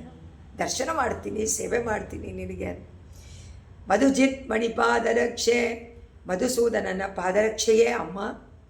ಆದೌ ಸ್ತೋತ್ರವನ್ನು ಶುರು ಮಾಡೋಕ್ಕೆ ಮೊದಲು ನಿರವಧಿಂ ಎಲ್ಲ ಇಲ್ಲದಂಥ ತೇ ನಿನ್ನ ಆರ್ಣವಂ ಸಮುದ್ರದಂತೆ ಮಹಾವೈಭವ ನಿಂದು. ಸಮುದ್ರವನ್ನು ಅಳತೆ ಮಾಡೋಕ್ಕಾಗತ್ತಾ? ಆಗಲ್ಲ. ಹಾಗೆ ಆರ್ಣವಂ ತೇ ನಿನ್ನ ಮಹಿಮೆಯೇ ಎನ್ನುವಂತಹ ಸಮುದ್ರವನ್ನು ತುಷ್ಟೂಶತ ಸ್ತುತಿ ಮಾಡಬೇಕು ಅಂತ ಆಸೆಯಿಂದ ಇದ್ದೆ ನಾನು. ನನ್ನಿಂದ ಸಹಸ ಬೇಗ ಸಹಸ್ರಂ ಇತಿ 1,000 ಅಂತ ಯಾವ ಅಂಕಿ ಉಕ್ತಂ ಹೇಳಿಬಿಡ್ತೋ. 1,000 ಅಂದರೆ ಇಲ್ಲಿ ಭಾಗವತರು ಹೇಳಿದ್ದು, ಆದರೆ ಇವರು ತನಗೆ ಹೇಳ್ಕೊಳ್ತಾರೆ. ಸರಿ, 1,000ನ ಮಾಡ್ತೀನಿ ಅಂತ ಒಪ್ಕೊಂಡ್ಬಿಟ್ರಲ್ಲ. ಹೇಳಿಬಿಡ್ತೋ ಉಕ್ತಂ ಇದನ್ನು ಅಮೃಷ್ಯಮಾಣ. ನಿನಗೆ ಸಹಿಸ್ಕೊಳ್ಳೋಕ್ಕಾಗಲಿಲ್ವಂತೆ. ಪಾದುಕಾದೇವಿ ಹೇಳಿದ್ಲಂತೆ, ಇವರು 1000 ಅಂತ ಒಂದು ಲಿಮಿಟ್ ಮಾಡಿಬಿಟ್ರಲ್ಲ ನನ್ನ ವೈಭವಕ್ಕೆ ಅಂತ ಸಹಿಸಕ್ಕೆ ಆಗದೆ ಪ್ರತಿಜ್ಞೆ ಮಾಡಿದ ಬಳಿಕ ಮಂಜುಸ್ವನಾದ ನಿನ್ನ ಮಂಜುಳವಾದ ಧ್ವನಿಯಿಂದ ಆಮ್ರೇಡೆಯಸಿ. ಮತ್ತೊಂದು ಸಲ ತಿರ್ಗಾ ಹೇಳ್ತಾ ಇದ್ದಾಳಂತೆ, ಯಾತಕ್ಕೆ 1,000, ಇನ್ನೊಂದು 1,000, ಇನ್ನೊಂದು 1,000, ಇನ್ನೊಂದು 1,000, ಮತ್ತೆ ಮತ್ತೆ ಹೇಳಿ ಹೇಳಿ ಸಾಕಾಗಲ್ಲ 1,000 ಅನ್ನೋದನ್ನು ವ್ಯಕ್ತಪಡಿಸ್ತಾ ಇದೆಯೇನೋ ಅಂತ ಅವರ ಒಂದು ವರ್ಣನೆ, ಸ್ವಾಮಿ ದೇಶಿಕರ ಭಾವನೆ. ಅಂದರೆ ಅವ್ರು ಅಂತಾರೆ, ಇನ್ನೂ ಸ್ತೋತ್ರ ಮಾಡ್ಬೋದಾಗಿತ್ತು, ಪಾದುಕೆಯನ್ನು 1,000ಕ್ಕೆ ಮಿತಿ ಆಗೋಯ್ತಲ್ಲ, 1,000ಕ್ಕೆ ನಿಲ್ಲಿಸಿಬಿಟ್ನಲ್ಲ ಅಂತ ಹೇಳ್ತಾರೆ. ಪರಿಮಿತ ಪರಿವರ್ಗಂ ಪಾದುಕೆ ಸಂಚರಿಷ್ಣೌ ತ್ವಯಿ ವಿನಿಹಿತ ಪಾದೆ ಲೀಲೆಯ ರಂಗನಾಥೆ ನಿಯಮಯತಿ ವಿಪಂಚೀಂ ನಿತ್ಯಮೇಕಾಂತ ಸೇವಿ ನಿಶಮಯಿತು ಮುದಾರಾನ್ ನಾರದಸ್ತೆ ನಿನಾದಾನ್. ಈಗ ಏಕಾಂತ ಸೇವೆ, ಪರಮಾತ್ಮನಿಗೆ ಏಕಾಂತ ಸೇವೆ ಯಾವಾಗ? ರಾತ್ರಿ ಎಲ್ಲ ಉತ್ಸವ ಎಲ್ಲ ಮುಗಿದೋಯ್ತು, ಆ ದಿನದ ಕಾರ್ಯಕ್ರಮ ಮುಗಿದ ಮೇಲೆ ಪರಮಾತ್ಮನನ್ನು ಏಕಾಂತವಾಗಿ ಏನೇನು ನಡೀತು ಇವತ್ತು ಎಲ್ಲವನ್ನ ಅವನಿಗೆ ವಿಜ್ಞಾಪನೆಯನ್ನು ಮಾಡಿ ಆಮೇಲೆ ಆಯ್ತಪ್ಪ ಇವತ್ತು ಮುಗೀತು, ಇನ್ನು ನೀನು ಮಲ್ಕೋಬಹುದು, ಪವಡಿಸು ಪರಮಾತ್ಮನೇ ಅಂತ ಮುಗಿಸ್ತಾನೆ. ಅಲ್ಲಿ ಹೇಳ್ತಾನೆ ಏಕಾಂತ ಸೇವಿ, ಚಾಮರ, ಛತ್ರಿ, ಚಾಮರ ಎಲ್ಲವನ್ನ ಷೋಡಶ ಉಪಚಾರವನ್ನು ಆಗ ಮಾಡೋದಿಲ್ಲ, ಆಗ ಮಿತ ಮಾಡ್ತಾರೆ ಉಪಚಾರಗಳು. ಆರಾಧನೆ ಕಾಲದಲ್ಲಿ ಷೋಡಶೋಪಚಾರಗಳು ಉಂಟು, ಆಗ ಮಧ್ಯ ಮಧ್ಯ ಆಸನಗಳ ಸಮರ್ಪಣೆ ಉಂಟು. ಪರ್ಯಂಕಾಸನ ಸಮಯದಲ್ಲಿ ಮಿತ, ಎಲ್ಲವನ್ನೂ ತೋರಿಸೋದಿಲ್ಲ, ಬರೀ ಒಂದು ಮಾತು ಚೆನ್ನಾಗಿ ಕನ್ನಡಿಯನ್ನು ತೋರಿಸ್ಬಿಟ್ಟು ಅವನಿಗೆ ಇದೆಲ್ಲ ಬಾದಾಮಿ ಇಂದ್ರಪರ್ಪು ಎಲ್ಲ ಅಂಶೆಯನ್ನು ಮಾಡಿ ಅದನ್ನೆಲ್ಲ ಕೊಟ್ಬಿಟ್ಟು ಒಳ್ಳೆಯ ಮಿತವಾಗಿ ಕಾಸಿರುವಂತಹ ಉಷ್ಣ ಇರುವಂತಹ ಹಾಲನ್ನು ಪರಮಾತ್ಮನಿಗೆ ಸಮರ್ಪಣೆ ಮಾಡಿ ಏಕಾಂತ ಸೇವೆಯನ್ನು ಕೊಡ್ತಾರೆ. ಆವಾಗ ದೇವರ್ಷಿ ನಾರದರು ಅವರೇನು ಮಾಡ್ತಾರೆ, ನಾರದಗ ಭಗವಂತನಿಂದಲೇ ಕೊಂಡಾಡಿಸಿಕೊಳ್ಳುವಂತಹ ನಾರದರು ಮಹರ್ಷಿ ವೀಣೆಯನ್ನು ನುಡಿಸ್ತಾರೆ. ಅದಕ್ಕೋಸ್ಕರನೇ ಕಡೆಯಲ್ಲಿ ವೀಣೆಯನ್ನು ನುಡಿಸಿ ಮಲಗಿಸ್ತಾರೆ ಪರಮಾತ್ಮನ. ಅವರು ಬರ್ತಾರಂತೆ. ಆಗ ನಾರದರು ಬಂದು ವೀಣೆಯನ್ನು ತಗೊಂಡು ಬಂದಾಗ ಇವರಿಗೆ ಪಾದುಕಾದೇವಿ ನಾದ ಕೇಳಿಸುತ್ತಂತೆ. ನಾರದರು ನಿಲ್ಲಿಸ್ಬಿಡ್ತಾರಂತೆ ಅವರ ವೀಣಾವಾದ, ಅದನ್ನೇ ಕೇಳ್ತಾರಂತೆ. ಎಷ್ಟು ಮಾಧುರ್ಯವಾಗಿದೆ, ಎಷ್ಟು ಕಿವಿಗೆ ಇಂಪಾಗಿದೆ, ಕರ್ಣಾಮೃತವಾಗಿದೆ ಅಂತ ನಿಲ್ಲಿಸ್ಬಿಟ್ಟು ಮೋಹದಿಂದ ಮತ್ತಷ್ಟು ಕೇಳಬೇಕು ಅಂತ ಹೇಳಿ ತನ್ನ ವೀಣೆಯನ್ನು ನುಡಿಸೋದೇ ಇಲ್ವಂತೆ, ಸ್ಟಾಪ್ ಮಾಡಿಬಿಟ್ಟು ಆ ನಿನ್ನ ನಾದವನ್ನು ಕೇಳಿ ತುಂಬ ಸಂತೋಷ ಪಟ್ಕೊಳ್ತಾರೆ. ಅಂದರೆ ನಿನ್ನ ಧ್ವನಿ ನಾರದರ ವೀಣೆ ನಾದಕ್ಕಿಂತ ತುಂಬ ಇಂಪಾಗಿದೆ. ಹಾಗಾದರೆ ಪಾದುಕಾದೇವಿ ಏಕಾಂತದಲ್ಲೂ ನಾದವನ್ನು ಮಾಡ್ತಾಳೆ. ಅದನ್ನು ಮುಂಚೆನೇ ಅದಕ್ಕೆ ಪೀಠಿಕೆ ಹಾಕಿದ್ದಾರೆ. ಹಿಂದಿನ ಶ್ಲೋಕದಲ್ಲಿ ಇದನ್ನು ಅನುಭವಿಸಿದ್ದಾರೆ. ಸುಮ್ಮನೆ ಇರೋದಿಲ್ವಂತೆ, ಪಕ್ಕದಲ್ಲೇ ಪಾದದ ಪಕ್ಕದಲ್ಲೇ ಇದ್ದು ಹೇಳ್ತಾ ಇರ್ತಾಳೆ. ಯಾಕೆಂದರೆ ಯಾತಕ್ಕೋಸ್ಕರ? ಜಗದ್ರಕ್ಷಣಕ್ಕೋಸ್ಕರವಾಗಿ ನೀನು ಜಾಗರೂಕನಾಗಿರಬೇಕು, ಮಲ್ಕೋಬೇಡ. ನಾನು ಮಲ್ಗೋದಿಲ್ಲ, ನೀನು ಅಕಸ್ಮಾತ್ ಪರಮಾತ್ಮ ಏನಾದರೂ ಮಲ್ಕೊಂಡು ಬಿಟ್ಟರೆ ಪಾದುಕಾದೇವಿ ಏನು ಮಾಡ್ತಾಳೆ? ಜೋರಾಗಿ ಚಿಂತನೆ ಮಾಡ್ತಾಳಂತೆ, ಹೇಗೆ ರಕ್ಷಣೆ ಮಾಡಬೇಕು ಅಂತ. ಅವನ ಕೆಲಸವನ್ನು ಇವಳೇ ಮಾಡ್ತಾಳೆ ಅಂತ ಸ್ತೋತ್ರ ಮಾಡಿದ್ದಾರೆ. ಅದಕ್ಕೋಸ್ಕರ ಇಲ್ಲಿ ನಾರದಾದಿ ಮಹರ್ಷಿಗಳೆಲ್ಲರೂ ಕೂಡ ಅಲ್ಲಿ. ಹಾಗಾದರೆ ಪಾದುಕಾದೇವಿಯ ನಾದ ಏನಕ್ಕೆ ಹೋಲಿಸ್ತಾರೆ ಅಂದರೆ ಆಳ್ವಾರ್ ಸೂಕ್ತಿಗೆ ಹೋಲಿಸ್ತಾರೆ. ಆಳ್ವಾರ್ ಸೂಕ್ತಿ ಏನು? ತಾಲೇಲೋ ಪರಮಾತ್ಮನಿಗೆ ಹೇಳಬೇಕಲ್ಲ, ಕಡೆಯಲ್ಲಿ ಮಲಗಿಸ್ಬೇಕಾದ್ರೆ ಮಾಣಿಕ್ಯಂಕಟ್ಟಿ ವೈರ ಮಿಡೆ ಕಟ್ಟಿ ஆடி பொன்னால் செய்த வண்ண சிறு தொட்டில் பேணி உனக்கு பிரமன் விடு தந்தான் மாணிக்குரளனே தாலேலோ ಅಯ್ಯವಳಂದಾನೇ ತಾಲೇಲೋ ಅಂತ ಹೇಳ್ಬಿಟ್ಟು ತಾಲೇಲೋ ಅಂತ ಹೇಳ್ಬಿಟ್ಟು ನಿಧಾನಕ್ಕೆ ನಿಲ್ಲಿಸ್ಬಿಡ್ತೀವಿ. ಆ ಸುಕ್ತಿರು ಎಷ್ಟು ಚೆನ್ನಾಗಿದೆ ಅಲ್ಲ ಆಳ್ವಾರ್ದು. ಏನಾದರೂ ಆಗಲಿ ಆಳ್ವಾರ ದಿವ್ಯ ಸೂಕ್ತಿಗಳು ಎಷ್ಟು ಮೆಚ್ಚಿಕೊಳ್ತಾರೆ ಅಂದರೆ ನಾರದರು ಮೆಚ್ಚಿಕೊಳ್ತಾರೆ ಅಂತ. ನಾರದರಿದ್ದೇ ಎಲ್ಲ ದೇವತೆಗಳು ಮೆಚ್ಚಿಕೊಂಡು ಅದು ಸಾಕಪ್ಪ, ಇಷ್ಟೇ ಸಾಕು ಏಕಾಂತ ಸೇವೆಯಲ್ಲಿ ಎಷ್ಟು ಚೆನ್ನಾಗಿದೆ ಅಂತ ಅನ್ಭವಿಸ್ತೀವಿ. ನೆಕ್ಸ್ಟ್ ಶ್ಲೋಕ ಪರಿಮಿತ ಪರಿವರ್ಗಂ ಪಾದುಕೆ ಸಂಚರಿಷ್ಣವ್ ಅಂತ ಹೇಳಿದ್ರಲ್ಲ, ಅದೇನೇ ಇಲ್ಲಿ. ತ್ವಯಿ ವಿನಿಹಿತ ಪಾದೆ ರಂಗನಾಥೇ ಪರಿಮಿತಿ ಪರಿವರ್ಗಂ. ಪರಿವರ್ಗ ಅಂದರೆ ಪರಿಜನರು. ಪರಿಜನರು ಅಂದರೆ ಹೀಗೆಲ್ಲ ಷೋಡಶೋಪಚಾರ ಮಾಡೋದಕ್ಕೆ ಇವರೆಲ್ಲ ಪರಿಜನರು ಎಲ್ಲ ನಿಂತ್ಕೊಂಡಿರ್ತಾರೆ. ಚಾಮರ ಛತ್ರಿ ಇದು ಎಲ್ಲ ಅದೆಲ್ಲ ಬೇಡ ಅಂತ ಹೇಳಿ ಸ್ವಲ್ಪ ಮಾತ್ರ ಸ್ವೀಕಾರ ಮಾಡಿ ವೀಣಾವಾದನ ಆಳ್ವಾರ ಸೂಕ್ತಿ ಎರಡನ್ನು ಮಾತ್ರ ಇಟ್ಕೊಂಡು ಮುಗಿಸ್ಬಿಡ್ತಾರೆ. ಆಗ ನಾರದರು ವೀಣೆ ತೊಗೊಂಡು ಬಂದಾಗ ಅದನ್ನು ನಿಲ್ಲಿಸ್ಬಿಡ್ತಾರೆ. ಯಾಕಂದರೆ ಇವರು ಪಾದುಕಾದೇವಿಯ ನಾದ ತುಂಬ ಚೆನ್ನಾಗಿದೆ ಅಂತ ಹೇಳಿ. ವಿಹರತಿ ವಿಶಿಖಾಯಾಂ ರಂಗನಾಥೇ ಸಲೀಲಂ ಗಮನವಶ ವಿಲೋಲೈಃ ಗರ್ಭರತ್ನೈಃ ಕೊಣಂತ್ಯಾಗ ಮಣಿವಲಯ ನಿನಾದೈಃ ಮಂಜುಲೈಸ್ತೆ ದಿಶಂತಿ ಪ್ರತಿವಚನಮುದಾರಂ ಪಾದುಕೆ ಪೌರವ ನಾರ್ಯಗ. ಈಗ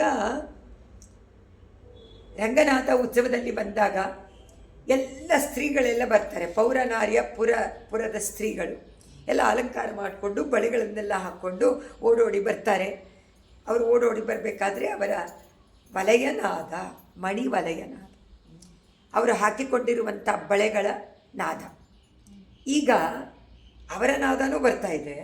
ಪಾದುಕಾದೇವಿ ಭಗವಂತನ ಸಂಚಾರದಲ್ಲಿ ಕರ್ಕೊಂಡು ಬಂದಾಗ ಅಲ್ಲಿ ಹುದುಗಿಸಿಕೊಂಡಿರುವಂತಹ ರತ್ನಗಳ ಘರ್ಷಣೆಯಿಂದ ಉಂಟಾದಂಥ ನಾದನೂ ಬರ್ತಾ ಇದೆ. ಅದೇ ತಾನೇ ವಿಷಯ ದೇಶಿಕರಿಗೆ. ಅವ್ರು ಹೇಳ್ತಾರೆ, ಅಮ್ಮ ಪಾದುಕೆ, ರಂಗನಾಥ ಉತ್ಸವದಲ್ಲಿ ಬೀದಿನಲ್ಲಿ ವಿಜಯ ಮಾಡಿಸ್ಕೊಂಡು ಬರಬೇಕಾದ್ರೆ ನೀನು ನಿನ್ನ ರತ್ನಗಳ ಘರ್ಷಣೆಯಿಂದ ನಾದವನ್ನು ಉಂಟು ಮಾಡ್ತೀಯ. ನಿನ್ನನ್ನು ಸಂದರ್ಶನ ಮಾಡೋಕ್ಕೆ ಎಲ್ಲ ಸ್ತ್ರೀಗಳೆಲ್ಲ ಎಲ್ಲರೂ ಬರ್ತಾರೆ, ಪೌರರು, ಅದರಲ್ಲಿ ಸ್ತ್ರೀಗಳು ಜಾಸ್ತಿ. ಅಲ್ಲೇ ಹೇಳಿಬಿಟ್ಟಿದ್ದಾರೆ ದೇಶಿಕರೇ. ಯಾಕೆಂದರೆ ಈಗ ಆಂಡಾಳ್ ಗೋಷ್ಠಿನೇ ಎಲ್ಲ ಕಡೆಯಲ್ಲೂ ಜಾಸ್ತಿ. ಅದಕ್ಕೇನು ಏನು ಆಶ್ಚರ್ಯ ಪಡಬೇಕಾಗಿಲ್ಲ. ಇವರೇ ಅದನ್ನೇ ಹೇಳಿದ್ದಾರೆ. ಪೌರನಾರ್ಯಾಗ ಅವರು ಸ್ತ್ರೀ ರತ್ನಗಳು, ಅವರೆಲ್ಲ ಕೈಯಲ್ಲಿ ಒಳ್ಳೆಯ ರತ್ನ ಬಳೆಗಳನ್ನು ಹಾಕ್ಕೊಟ್ಟಿದ್ದಾರಂತೆ. ಅಲ್ಲಿ ರತ್ನ ಶಬ್ದ ಮಾಡುತ್ತೆ, ಇಲ್ಲೂ ರತ್ನ ಬಳೆಗಳು ಶಬ್ದ ಮಾಡುತ್ತೆ ಅಂತ ಹೋಲಿಸ್ಕೊಂಡಿದ್ದಾರೆ. ಅದರಿಂದ ಅದು ಅವರು ನಡಿಬೇಕಾದ್ರೆ ಪರಮಾತ್ಮನ ಪಾದುಕೆಯ ನಾದವೂ ಬರುತ್ತೆ. ಇವರು ನಡ್ಕೊಂಡು ಬರ್ತಾ ಇದ್ದಾಗ ಅವರ ಕೈ ಬಳೆಗಳ ನಾದವೂ ಬರುತ್ತೆ. ಇಲ್ಲಿ ಪಾದುಕೆಯ ನಾದ, ಬಳೆಗಳ ನಾದ, ಎರಡೂ ನಾದ. ಆ ನಾದ ಏನು ಮಾಡುತ್ತೆ ಅಂದರೆ, ಎರಡೂ ನಾದ ಒಟ್ಟಿಗೆ ಬಂದಾಗ ಪಾದುಕಾದೇವಿ ಏನೋ ಕೇಳ್ತಾಳಂತೆ ಇವರನ್ನು, ಪೌರನಾರಿಗಳ ಅವರೇನೋ ಹೇಳ್ತಾ ಇದ್ದಾರಂತೆ. ಸೊ ಎರಡೂ ನಾದ, ಇವರು ಒಂದು ಪ್ರಶ್ನೆ ಮಾಡ್ತಾರೆ, ಅವರು ಹೇಳ್ತಾರೆ. ಇಲ್ಲ, ಇವರು ಪ್ರಶ್ನೆ ಮಾಡ್ತಾರೆ, ಪಾದುಕಾದೇವಿ ಅಸ್ತು ಅಸ್ತು. ಸೊ ನೀವೇನು ಪ್ರಶ್ನೆ ಮಾಡ್ತೀರೋ ಅದಕ್ಕೆ ಉತ್ತರ ಯಾರು ಕೊಡ್ತಾರೆ? ಪಾದುಕಾದೇವಿ ಕೊಡ್ತಾರೆ. ಸಂಭಾಷಣೆ. ಅದರಿಂದ ದರ್ಶನಕ್ಕಾಗಿ ಓಡಿ ಬರಬೇಕಾದ್ರೆ ಅವರ ಕೈಗಳ ಧ್ವನಿ ಕೇಳಿಬಿಟ್ಟು ನೀನವರೇನೋ ಅಷ್ಟು ಆಶ್ಚರ್ಯದಿಂದ ಓಡಿ ಬಂದು ಕೇಳ್ತಾ ಇದ್ದಾರಂತೆ, ನೀನು ಏನಾದರೂ ಅವರಿಗೆ ಆನ್ಸರ್ ಮಾಡ್ತಾ ಇದೆಯೇನೋ ಅಂತ ಹೇಳ್ತಾರೆ ಸರ್ವದಾ. ಅದರಿಂದ ಧ್ವನಿ, ಇದು ಎರಡು ಧ್ವನಿಯನ್ನು ತಗೊಂಡು ಇದು ಉತ್ತರ. ಎಲ್ಲೇ ಇಳಂಕಿಳಿಯೇ ಥರ ಸಂಭಾಷಣೆ, ಒಳಗಡೆಯಿಂದ ಕೇಳೋರು ಹೊರಗಡೆಯಿಂದ ಹೇಳೋರು ಅನ್ನುವಂತೆ ಇಲ್ಲಿ ಸಂಭಾಷಣೆ ನಡೀತಾ ಇದೆಯೇನೋ.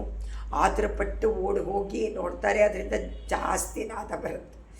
ಆಗ ಪಾದುಕಾದೇವಿ ತಾನು ಏನೋ ಅವರ ಪ್ರಶ್ನೆಗೆ ಉತ್ತರವನ್ನು ಕೊಡ್ತಾ ಇರುವಂತೆ ಇದೆ.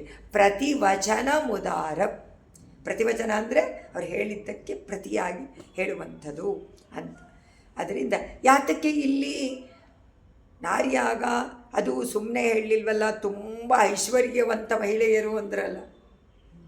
ಹಾಗಾದರೆ ಬೇರೆಯವರೆಲ್ಲ ಐಶ್ವರ್ಯ ಇಲ್ವ?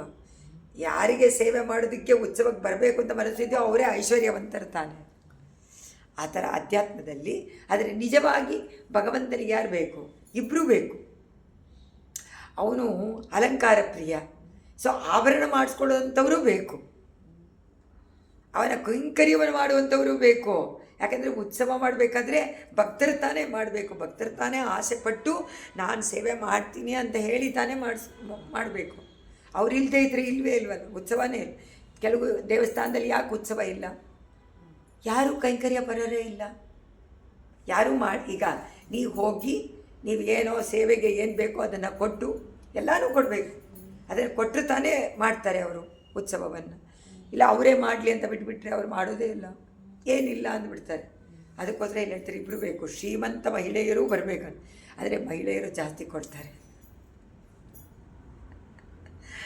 ಯಾಕೆಂದರೆ ಭಾಗವತರೆಲ್ಲ ಸ್ವಲ್ಪ ಹಿಡಿತಾರೆ, ಆದರೆ ಸ್ತ್ರೀಗಳೆಲ್ಲ ಕೊಟ್ಟುಬಿಡ್ತಾರೆ. ಪರಮಾತ್ಮನ ಮೇಲೆ ಅಷ್ಟು ಪ್ರೀತಿ ಶರಣಾಗತಿಯನ್ನು ಮಾಡಿಬಿಡ್ತಾರೆ, ಎಲ್ಲ ಮಾಡಿಬಿಟ್ಟು ಎಲ್ಲವನ್ನು ಕೊಟ್ಟುಬಿಡ್ತಾರೆ. ಇದು ನಿಜ, ನೋಡಿ ಅದು ಅನುಭವಕ್ಕೆ ಬಂದಿರೋ. ಅದರಿಂದ ಇಲ್ಲಿ ಹೇಳ್ತಾರೆ ನಗರ ಸ್ತ್ರೀ ರತ್ನಗಳು ಅಂತ ಹಾಕಿದ್ದಾರೆ. ರತ್ನಗಳು ಅಂದರೆ ಏನು? ಸ್ತ್ರೀ ರತ್ನ ಅಂದರೆ ಶ್ರೀಮಂತರು ತಮ್ಮ ಕೈ ರತ್ನ ಬಳೆಗಳ ಧ್ವನಿಯಿಂದ ಏನಾದರೂ ಪ್ರತ್ಯುತ್ತರವನ್ನು ಮಾತುಗಳನ್ನು ಹೇಳ್ತಾ ಇದ್ದಾರೋ ಅಥವಾ ನೀನು ಅವರಿಗೆ ಉತ್ತರವನ್ನು ಕೊಡ್ತಾ ಇದೆಯೋ ಅನ್ನುವಂತೆ ತೋರುತ್ತೆ. ಅಂದರೆ ಐಶ್ವರ್ಯ ಮಹಿಳೆಯರು ದರ್ಶನಕ್ಕೋಸ್ಕರವಾಗಿ ಆತುರಪಟ್ಟು ಓಡ್ಬಾರ್ದು. ಇವತ್ತು ನಮ್ಮನೆ ಸೇವೆ ಇದೆ, ಪರಮಾತ್ಮನಿಗೆ ಹೇಗೆ ಅಲಂಕಾರ ಮಾಡಿದ್ದಾರೆ, ನಾನು ಕೊಟ್ಟಂಥ ಕಾಸಿನ ಸರವನ್ನು ಹಾಕಿದಾರಾ ಅಂತ ನೋಡೋಕೆ ಬರ್ತಾರೋ, ಕೇಳ್ತಾರೆ ಸ್ವಾಮಿ ಹೆಂಗೆ ಅದು ಫೋಟೋ ಇಲ್ಲಿ ಅಂತ. ಗಿರಿನಗರ್ನಲ್ಲಿ ಹಾಗೆ ಆಯಿತು. ಅವ್ರು ಕೇಳಿದರು, ಅದಕ್ಕೆ ಅವ್ರು ತೋರಿಸಿದ್ರು ತೆಗೆದು, ನೋಡಿ ನೀವು ಕೊಟ್ಟಿದ್ದು ಈ ಪೆಂಡೆಂಟ್ ಹಾಕಿದ್ದೀನಿ. ಇದು ಇವರು ಖಂಡಿತವಾಗಿ ದೇಶಿಗರು. ಅವರು ಹೇಳ್ತಾರೆ, ಇವ್ರು ಕೊಡ್ತಾರೆ, ಇವರು ನೋಡ್ತಾರೆ, ಪಾದುಕಾದೇವಿ ಸಂಭಾಷಣೆ ಮಾಡ್ತಾ ಇದ್ದಾರೆ ಅಂತ ಅನುಭವಿಸಿದ್ದಾರೆ ಈ ಒಂದು ಶ್ಲೋಕದಲ್ಲಿ. ಈಗ ನೆಕ್ಸ್ಟ್ ಶ್ಲೋಕ, ವಿಹರತಿ ವಿಶಿಕಾಯಾಮ್ ರಂಗನಾಥೇ ಸಲೀಲಂ. ಅಂದರೆ ಅವನು ಲೀಲೆಗೋಸ್ಕರವಾಗಿ ವಿಹಾರ ಮಾಡುವಂಥ ಕಾಲದಲ್ಲಿ ನಿನ್ನ ರತ್ನಗಳು ಶಬ್ದವನ್ನು ಮಾಡೋದು ಹೇಗಿದೆ ಅನ್ನೋದಕ್ಕೆ ಇಷ್ಟೇ ಸಂಭಾಷಣೆ ಇದೆ ಅಂಥೇಳಿ. 453ರಲ್ಲಿ ಅನುಕೃತ ಸವನೀಯ ಸ್ತೋತ್ರಶಸ್ತ್ರಾಂ ನಿನಾದೈ ಅನುಗತ ನಿಗಮಾಂ ತ್ವಾಂ ಆಸ್ಥಿತೋರಂಗನಾಥಗ ಅನಿತರ ವಿಬುಧಾರ್ಗಂ ಹವ್ಯಂ ಆಸ್ವಾದಯಿಷ್ಯನ್ ವಿಶತಿ ಚರಣರಕ್ಷೆ ಯಜ್ಞವಾಟಂ ದ್ವಿಜಾನಾಂ. ಯಜ್ಞವಾಟಂ, ಈಗ ಯಜ್ಞವಾಟಿಕೆಗೆ ಬಂದ್ಬಿಟ್ರು. ಸೊ ರಂಗನಾಥ ಎಲ್ಲಿ ಹೋಗ್ತಾನೆ? ರಂಗನಾಥ ಯಜ್ಞಮೂರ್ತಿ, ಯಜ್ಞಕೃತ್ ಯಜ್ಞಿ ಯಜ್ಞಭುಕ್ ಯಜ್ಞ ಸಾಧನ ಯಜ್ಞಾಂತಕೃತ್ ಯಜ್ಞಗುಖ್ಯಂ ಅನ್ನಮನ್ನಾದಯೇವ ಚ. ಅವನೇ ಯಜ್ಞಮೂರ್ತಿ, ಯಜ್ಞಸ್ವರೂಪಿ, ಎಲ್ಲ ಅವನೇ ಒಂದು ಯಜ್ಞದಲ್ಲಿ ಪ್ರಯೋಗ ಮಾಡುವಂಥ ಎಲ್ಲ ವಸ್ತುವು ಅವನೇ. ಹವಿಸ್ಸವನೇ, ಸ್ರಕ್ಕವನೇ, ಅಗ್ನಿ ಅವನೇ, ಎಲ್ಲ ಅವನೇ. ಫಲವನ್ನು ಕೊಡುವಂಥವು ಅವನೇ, ಫಲವನ್ನು ಅನುಭವಿಸುವನು ಅವನೇ, ಎಲ್ಲವೂ ಅವನೇ. ಆದಮೇಲೆ ಬೇರೆ ಏನಾದರೂ ಉಂಟ? ನಾವು ಕೇಳೋದಕ್ಕೆ ಉಂಟ? ಇಲ್ಲವಲ್ಲ. ಅವನು ಸ್ತೋತ್ರ ಪ್ರಿಯ, ಖಂಡಿತವಾಗಿ ಸ್ತೋತ್ರ ಬೇಕು ಅವನಿಗೆ, ಸ್ತೋತ್ರ ಮಾಡಲೇಬೇಕು. ಅದರಿಂದ ಹೇಳ್ತಾರೆ, ದೇವಾದಿದೇವನಾದ ಭಗವಂತ, ದೇವತೆಗಳಿಗೆಲ್ಲ ನಾಯಕನಾದ ಪರಮಾತ್ಮ, ಸಾರ್ವಭೌಮನಾದ ಭಗವಂತ ಶ್ರೀರಂಗನಾಥ ಮೇಂಪಟ್ಟವನು, ನಿಸ್ಸಮಾಭ್ಯಧಿಕನು. ಅವನನ್ನೇ ನಾವು ಆಶ್ರಯ ಮಾಡಬೇಕೇ ವಿನಃ ಇನ್ಯಾರನ್ನು ಆಶ್ರಯ ಮಾಡಿದರೂ ನಮಗೆ ಖಂಡಿತವಾಗಿ ಮೋಕ್ಷ ಇಲ್ಲ. ಮೋಕ್ಷ ಫ್ರಮ್ ಸಂಸಾರ, ಬಿಡುಗಡೆ ಇಲ್ಲ. ಅವರನ್ನು ಮಾಡಿದ್ರೆ ಐಹಿಕವಾದ ಲಾಭ ಉಂಟೆ ವಿನಃ ಆಮುಷ್ಮಿಕ ಲಾಭವಾದಂಥ ನಿರಂತರ ಅನುಭವ ಕೊಡುವಂಥ ಮೋಕ್ಷ ಸಾಮ್ರಾಜ್ಯ ಇಲ್ಲ. ಅದರಿಂದ ಅವನನ್ನೇ ಆಶ್ರಯಿಸಬೇಕು. ಅದನ್ನು ತಿಳ್ಕೊಂಡಂಥ ಬ್ರಾಹ್ಮಣೋತ್ತಮರು ದೇವರನ್ನು ಮಾತ್ರ ಉದ್ದೇಶ ಮಾಡಿ ಯಾಗವನ್ನು ಮಾಡ್ತಾರೆ. ಮಿಕ್ಕಿದವರು ಯಾರನ್ನ ಮಾಡ್ತಾರೆ? ಇಲ್ಲಿ ಶರಣಾಗತರ ಲಕ್ಷಣ ಇದು. ಶರಣಾಗತರು ಏನು ಮಾಡಿದ್ರೂ ಏನು ಉದ್ದೇಶ? ಭಗವಂತ. ಆದರೆ ಚರ್ಮನಿಷ್ಠೆನಲ್ಲಿರೋರಿಗೆ ಏನು ಮಾಡಿದ್ರು? ಆಚಾರ್ಯ. ನಾನೇನೂ ಇಲ್ಲ, ಎಲ್ಲ ಆಚಾರ್ಯರಿಗೆ ಅಂತಾರೆ ಪೂರ್ತಿ. ಅವರೇನು ಮಾಡ್ತಾರೆ? ಯಾಗ ಮಾಡ್ತಾರೆ. ಆ ಯಾಗದಲ್ಲಿ ಹವಿಸ್ಸನ್ನು ಕೊಡ್ತಾರೆ. ಹವಿಸ್ಸನ್ನು ಉದ್ದೇಶ ಮಾಡಿ ಕೊಟ್ಟಾಗ ಸ್ವೀಕಾರ ಮಾಡೋದಕ್ಕೆ ಪರಮಾತ್ಮ ನಿನ್ನನ್ನು ಧರಿಸ್ಕೊಂಡು ಆ ಸ್ಥಳಕ್ಕೆ ಬರ್ತಾನೆ. ಆಗ ಏನಾಗತ್ತೆ? ನೀನು ಅವನನ್ನು ಯಾಗಶಾಲೆಗೆ ಕರ್ಕೊಂಡು ಬಂದಾಗ ಆ ಜಣ್ ಅಂತ ಧ್ವನಿ ಉಂಟಾಗುತ್ತೆ. ಆ ಧ್ವನಿ ಉಂಟಾದಾಗ ಏನಂತ ಅನಿಸುತ್ತೆ? ಆ ಶಬ್ದಗಳು ಯಾಗದಲ್ಲಿರುವಂಥ ಸ್ತೋತ್ರ. ಆ ಸ್ತೋತ್ರ ಮಾಡಿದಾಗ ಮಂತ್ರ, ಅದು ಒಂದೊಂದು ಮಂತ್ರ ತಾನೇ ಅವರು ಹೇಳೋದನ್ನು, ಅದು ಪರಮಾತ್ಮನ ಸ್ತೋತ್ರನೇ.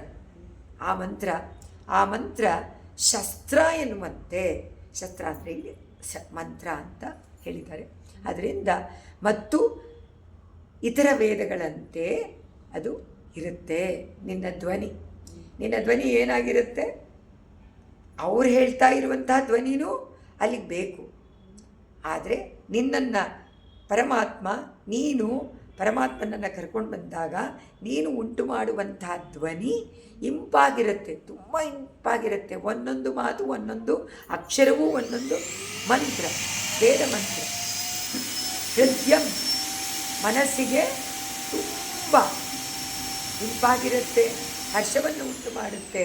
ನಿನ್ನ ನಾದಂ ಸ್ವಾದುಭಾವ ಇಂಪಾಗಿರುತ್ತೆ, ಅನುಭವಕ್ಕೆ ಬರುತ್ತೆ, ಅಷ್ಟು ಸುಂದರವಾಗಿರುತ್ತೆ. ಅದರಿಂದ ಅವರು ಕೂಡ ಅದನ್ನು ನಿಲ್ಲಿಸಿಬಿಡ್ತಾರೆ. ವೇದ ಮಂತ್ರವನ್ನು ಪರಮಾತ್ಮ ಇಲ್ಲದೆ ಯಾಗಯಜ್ಞಾದಿಗಳು ನಡೆಯೋದಿಲ್ಲ. ಅದರಿಂದ ಎಲ್ಲ ಹೇಳ್ತಾರೆ, ಅಮ್ಮ ಪಾದುಕೆ ರಂಗನಾಥನ ಪಾದಕಮಲವೇ ಎಲ್ಲರನ್ನೂ ಕಾಪಾಡುವುದು ಅನ್ನೋದು ನಿಶ್ಚಯ. ಯಾತಕ್ಕೆ ಪಾದಗಳಲ್ಲೇ ನಾವು ಶರಣಾಗತಿಯನ್ನು ಮಾಡ್ತೀವಿ, ಬೇರೆ ಇಲ್ಲ.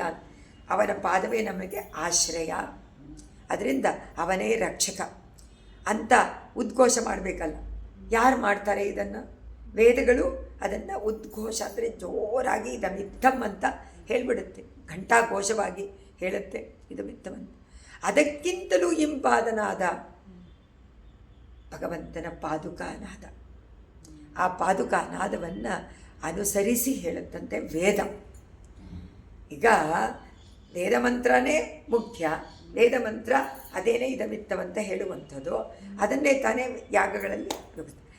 ಆ ಮಂತ್ರಕ್ಕಿಂತ ಇಂಪಾದದು ಭಗವಂತನ ವಿಜಯ ಮಾಡಿಸಿಕೊಂಡು ಬರುವಂಥ ಪಾದುಕಾನಾದ ಅಂತ ಸ್ವಾಮಿಗೆ ಅನಿಸಿದೆ, ಸ್ವಾಮಿ ದೇಶಿಗರು.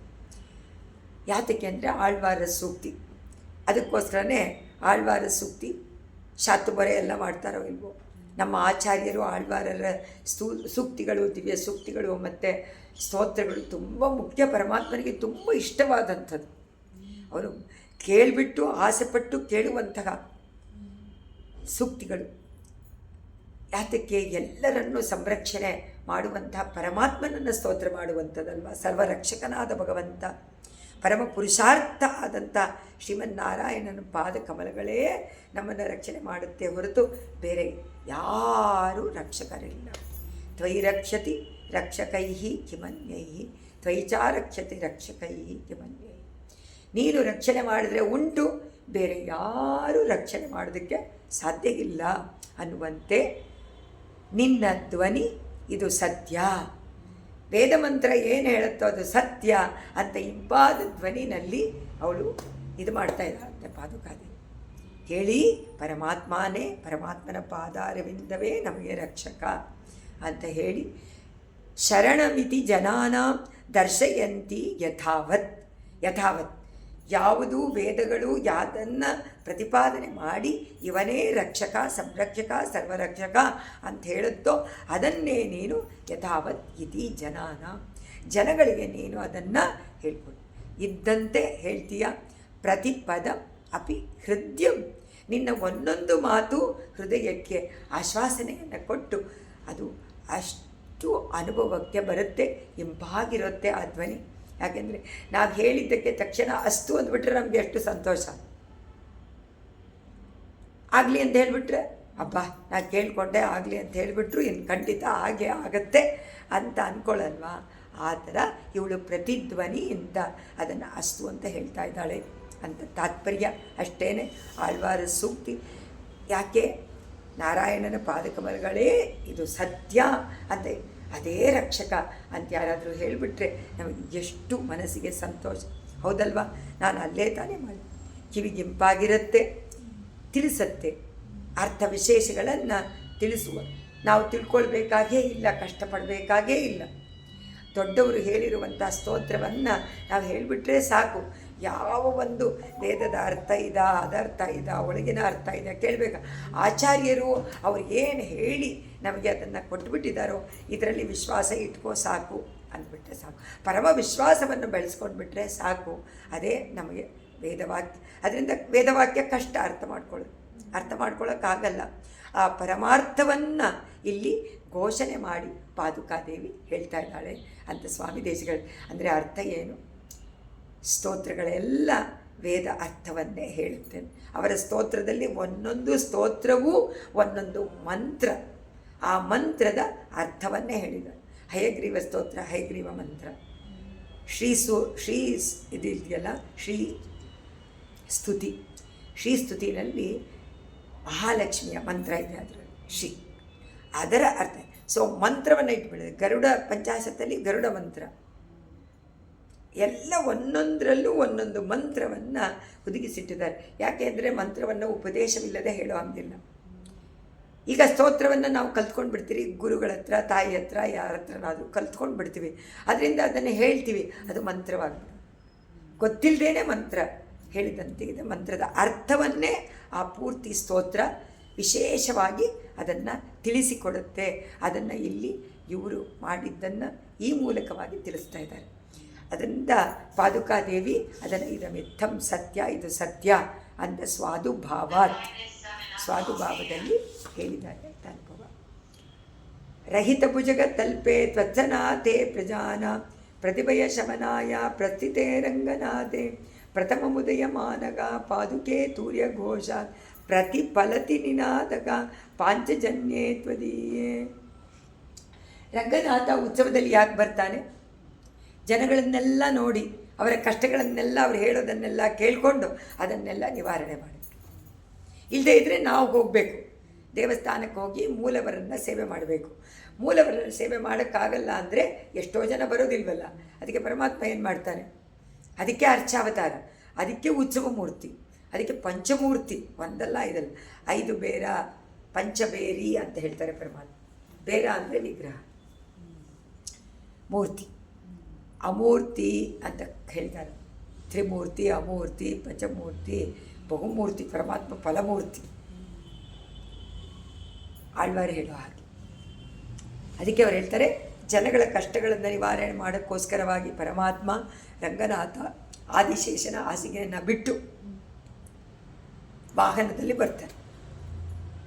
ಬಂದಾಗ ವಾಹನದಲ್ಲಿ ಬಿಟ್ಟ ತಕ್ಷಣ ಆದಿಶೇಷನನ್ನು ಪಾದುಕಾದೇವಿಯನ್ನು ಧಾರಣೆ ಮಾಡಿಕೊಂಡು ಅಲ್ಲೇ ಅಮ್ಮ ಪಾದುಕಾದೇವಿ ರಂಗನಾಥ ಬಿಟ್ಟ ತಕ್ಷಣ ಭುಜಗ ತಲ್ಪವನ್ನು ನಿನ್ನನ್ನು ಧಾರಣೆ ಮಾಡಿಕೊಂಡು ಬರ್ತಾನೆ, ಹಾಸಿಗೆಯಿಂದ ಎದ್ದು ಬರ್ತಾನೆ. ಆಗ ಬಂದಾಗ ಮೊದಲೇ ನಿನ್ನ ಧ್ವನಿ ಆಗತ್ತೆ. ಫಸ್ಟ್ ಧ್ವನಿ ಯಾವುದು? ಆದವು. ಆಮೇಲೆ ವಾದ್ಯಘೋಷ, ಆಮೇಲೆ ವೇದಮಂತ್ರ, ಆಮೇಲೆ ಮಿಕ್ಕಿದ್ದಲ್ಲ, ಘಂಟಾನಾದ, ಎಲ್ಲ ನಾದ ಆಮೇಲೆ ಬರುತ್ತೆ. ಅದಕ್ಕೆ ಹೇಳ್ತಾರೆ ಇದರಲ್ಲಿ ಸ್ವಾಮಿ ದೇಶಿಕರು, ನಿನ್ನ ಧ್ವನಿ ಹೇಗಿದೆ ಅಂತಂದರೆ ಶಂಖಧ್ವನಿ ಅಂತ ಇದೆ. ಶಂಖದ ಧ್ವನಿ ಏನು? ಪ್ರಣವ. ಆ ಪ್ರಣವವನ್ನು ಹೇಳಿದಂತೆ ಇದೆ. ಮರುಧ್ವನಿ ಉಂಟಾಗುತ್ತೆ. ನೀನು ಧ್ವನಿ ಮಾಡಿದ ಮೇಲೆ ಶಂಖಧ್ವನಿಯನ್ನು ಮಾಡ್ತಾರೆ ಅಂತ ಅರ್ಥ. ಸೊ ಪರಮಾತ್ಮ ಸಂಚಾರ ಪದ್ಧತಿಯಲ್ಲಿ ಇದು ವರ್ಣನೆ ಮಾಡಿದ್ದಾರೆ. ಈಗ ಅಲ್ಲಿಂದಲೇ ಧ್ವನಿಯನ್ನು ತಗೊಂಡಿದ್ದಾರೆ ವಿಷಯವಾಗಿ. ಅದರಿಂದ ಆ ಧ್ವನಿ ಶಂಖದ ನಾದ ಆಮೇಲೆ ಉಂಟಾಗತ್ತೆ. ಮರುಧ್ವನಿ ಅಂದರೆ ಕಾಪಿ. ಮೊದಲು ಯಾರು ಮಾಡ್ತಾರೆ ಪ್ರಣವವನ್ನು? ಪಾದುಕಾದೇವಿ. ಆಮೇಲೆ ಶಂಖನಾದ ಉಂಟಾಗತ್ತೆ. ಆಮೇಲೆ ಹೊರಗಡೆ ಬರ್ತಾನೆ. ಹೊರಗಡೆ ಬಂದು ಮೆಟ್ಲನ್ನು ಇಳಿಬೇಕು. ಈ ಕಡೆ ಒಂದು ಮೆಟ್ಲಿದೆ, ಆ ಕಡೆ ಒಂದು ಮೆಟ್ಲಿದೆ ರಂಗನ ಆಸ್ಥಾನದಲ್ಲಿ. ಆ ಮೆಟ್ಟಲನ್ನು ಕೆಳಗಿಳಿತಾನೆ. ಕೆಳಗಿಳಿದು ಬಿಟ್ಟು ಉತ್ತರಕ್ಕೆ ತಿರುಗ್ತಾನೆ. ಅವ್ರು ನೋಡ್ತಾ ಇರೋದು ದಕ್ಷಿಣಕ್ಕೆ, ಇಲ್ಲಿಂದ ಬಂದು ಉತ್ತರಕ್ಕೆ ತಿರುಗಿದ ಮೇಲೆ ಆಮೇಲೆ ಉತ್ತರಕ್ಕೆ ತಿರುಗಿದ ಮೇಲೆ ವಾದ್ಯ ಮಾಡ್ತಾರೆ ವಿನ ಅಲ್ಲಿವರೆಗೂ ವಾದ್ಯ ಇಲ್ಲ. ಮೆಟ್ಟಲ್ಲಿ ಇಳಿಬೇಕಾದ್ರೂ ವಾದ್ಯ ಇಲ್ಲ. ಅವನು ತಿರುಗಿ ಮುಂದೆ ಹೊರಟಾಗ ವಾದ್ಯ ಆರಂಭ. ಅದನ್ನು ಹೇಳ್ತಾರೆ ಇಲ್ಲಿ, ವಾದ್ಯಗಳ ಧ್ವನಿ ಆಮೇಲೆ ಕೇಳಿಸುತ್ತೆ. ಅಂದರೆ ಸಕಲ ವಾದ್ಯಗಳು ಪಾದುಕಾ ಧ್ವನಿಯ ಪ್ರತಿಧ್ವನಿ, ಬೇರೆ ಬೇರೆ ಧ್ವನಿ ಅಲ್ಲ. ಸೊ ಪಾದುಕಾದೇವಿ ಭುಜಗತಲ್ಪದಿಂದ ಬಿಟ್ಟಾಗ ಶಂಖ ಊದ್ತಾರೆ. ಶಂಖ ಊದಿದ ಮೇಲೆ ಅದು ಅವಳದ್ದೇ ಧ್ವನಿ, ಆ ಪ್ರಣವವೇ ಇಲ್ಲಿ ಬಂತು. ಈಗ ಶಂಖಧ್ವನಿಯನ್ನು ನೆಕ್ಸ್ಟು ಕೆಳಗಿಳಿದಾಗ ಯಾವ ಧ್ವನಿ ಇಲ್ಲ. ಅಲ್ಲಿಗೆ ಬಂದ ತಕ್ಷಣ ವಾದ್ಯ ಆರಂಭ. ವಾದ್ಯದವರು ಇದನ್ನು ಕೇಳಿಕೊಂಡು ಅವರು ನುಡಿಸೋಕ್ಕೆ ಆರಂಭ ಮಾಡ್ತಾರೆ. ಆದ್ದರಿಂದ ಎಲ್ಲ ವಾದ್ಯಗಳ ನಾದ ನಿನ್ನ ನಾದ. ಯಾರ ನಾದ? ಪಾದುಕಾಧ್ವನಿಯ ನಾದ. ಅದರಿಂದ ಪ್ರತಿಧ್ವನಿ. ಅದರಿಂದ ತನ್ನ ಕ್ಷೇಮವನ್ನು ಯಾರ್ಯಾರು ನನಗೆ ಶ್ರೇಯಸ್ಬೇಕು, ಅದು ಬೇಕು, ಇದು ಬೇಕು ಅಂತ ಕೇಳಿಕೊಂಡು ಭಕ್ತರು ಎಷ್ಟು ಜನ ಬರ್ತಾರೆ. ಅಲ್ಲಿ ಬಂದವ್ರಿಗೆಲ್ಲ ನೀನೇನು ಮಾಡ್ತೀಯ? ಅವ್ರಿಗೆಲ್ಲ ಕ್ಷೇಮವನ್ನು ಉಂಟು ಮಾಡಬೇಕು. ಅದರಿಂದ ನಿನ್ನ ಧ್ವನಿಯಿಂದ ಈಗ ಅದನ್ನು ಆಶ್ವಾಸನೆ ಮಾಡಿ ಅಸ್ತು ಅಂತ ಹೇಳ್ತೀವಿ. ವಾದ್ಯ ಹೇಗೆ ಪ್ರತಿಧ್ವನಿಯೋ ಹಾಗೆ ಆ ವಾದ್ಯಗಳ ಧ್ವನಿಯನ್ನು ಕೇಳಿದ್ರೆ ಸಾಕು, ಪರಮಾತ್ಮ ಅದರ ಮೂಲಕವಾಗಿ ನಮಗೆ ಆಶ್ವಾಸನೆ ಕೊಡ್ತಾ ಇದ್ದಾನೆ ಅಂತ ಅನ್ಕೋಬೋದು. ನೋಡಿ, ಆ ಧ್ವನಿನೂ ಕೇಳಬೇಕಾಗಿಲ್ಲ, ಪರಮಾತ್ಮನನ್ನು ದರ್ಶನ ಮಾಡಬೇಕಾಗಿಲ್ಲ. ಉತ್ಸವದ ಧ್ವನಿ ಕೇಳಿದ ತಕ್ಷಣ ಪರಮಾತ್ಮನ ಆಶ್ವಾಸನೆ ಆಯಿತು. ನೀ ಎಲ್ಲಿರ್ತೀಯೋ ಅಲ್ಲಿ. ಯಾವ ಧ್ವನಿ? ಪಾದುಕಾದೇವಿ ಪರಮಾತ್ಮನನ್ನು ಬಿಜೆ ಮಾಡಿಸಿ ಕರ್ಕೊಂಡು ಬರ್ತಾಳೆ ಉತ್ಸವದಲ್ಲಿ. ಪರಮಾತ್ಮ ನಾ ಕೇಳಿದ್ದಕ್ಕೆಲ್ಲ ಅಸ್ತು ಅಂತಾನೆ ಅನ್ನುವಂಥ ಮಕ್ಕಳಿಗೇನಾಗುತ್ತೆ? ಅವರಿಗೆ ಸಂತೋಷ ಬೇಕಲ್ವ, ಸುಖ ಬೇಕು, ಅದನ್ನು ಕೇಳ್ತಾರೆ. ಅದರಿಂದ ಇಲ್ಲಿ ಹೇಳ್ತಾರೆ ಇವರು ಅಮ್ಮ ಪಾದುಕಾದೇವಿ, ಪಾದುಕೆ ರಹಿತ ಭುಜಗ ತಲ್ಪೆ ತ್ವತ್ಸನಾಥೇ ರಂಗನಾಥ ಏನು ಮಾಡ್ತಾನೆ?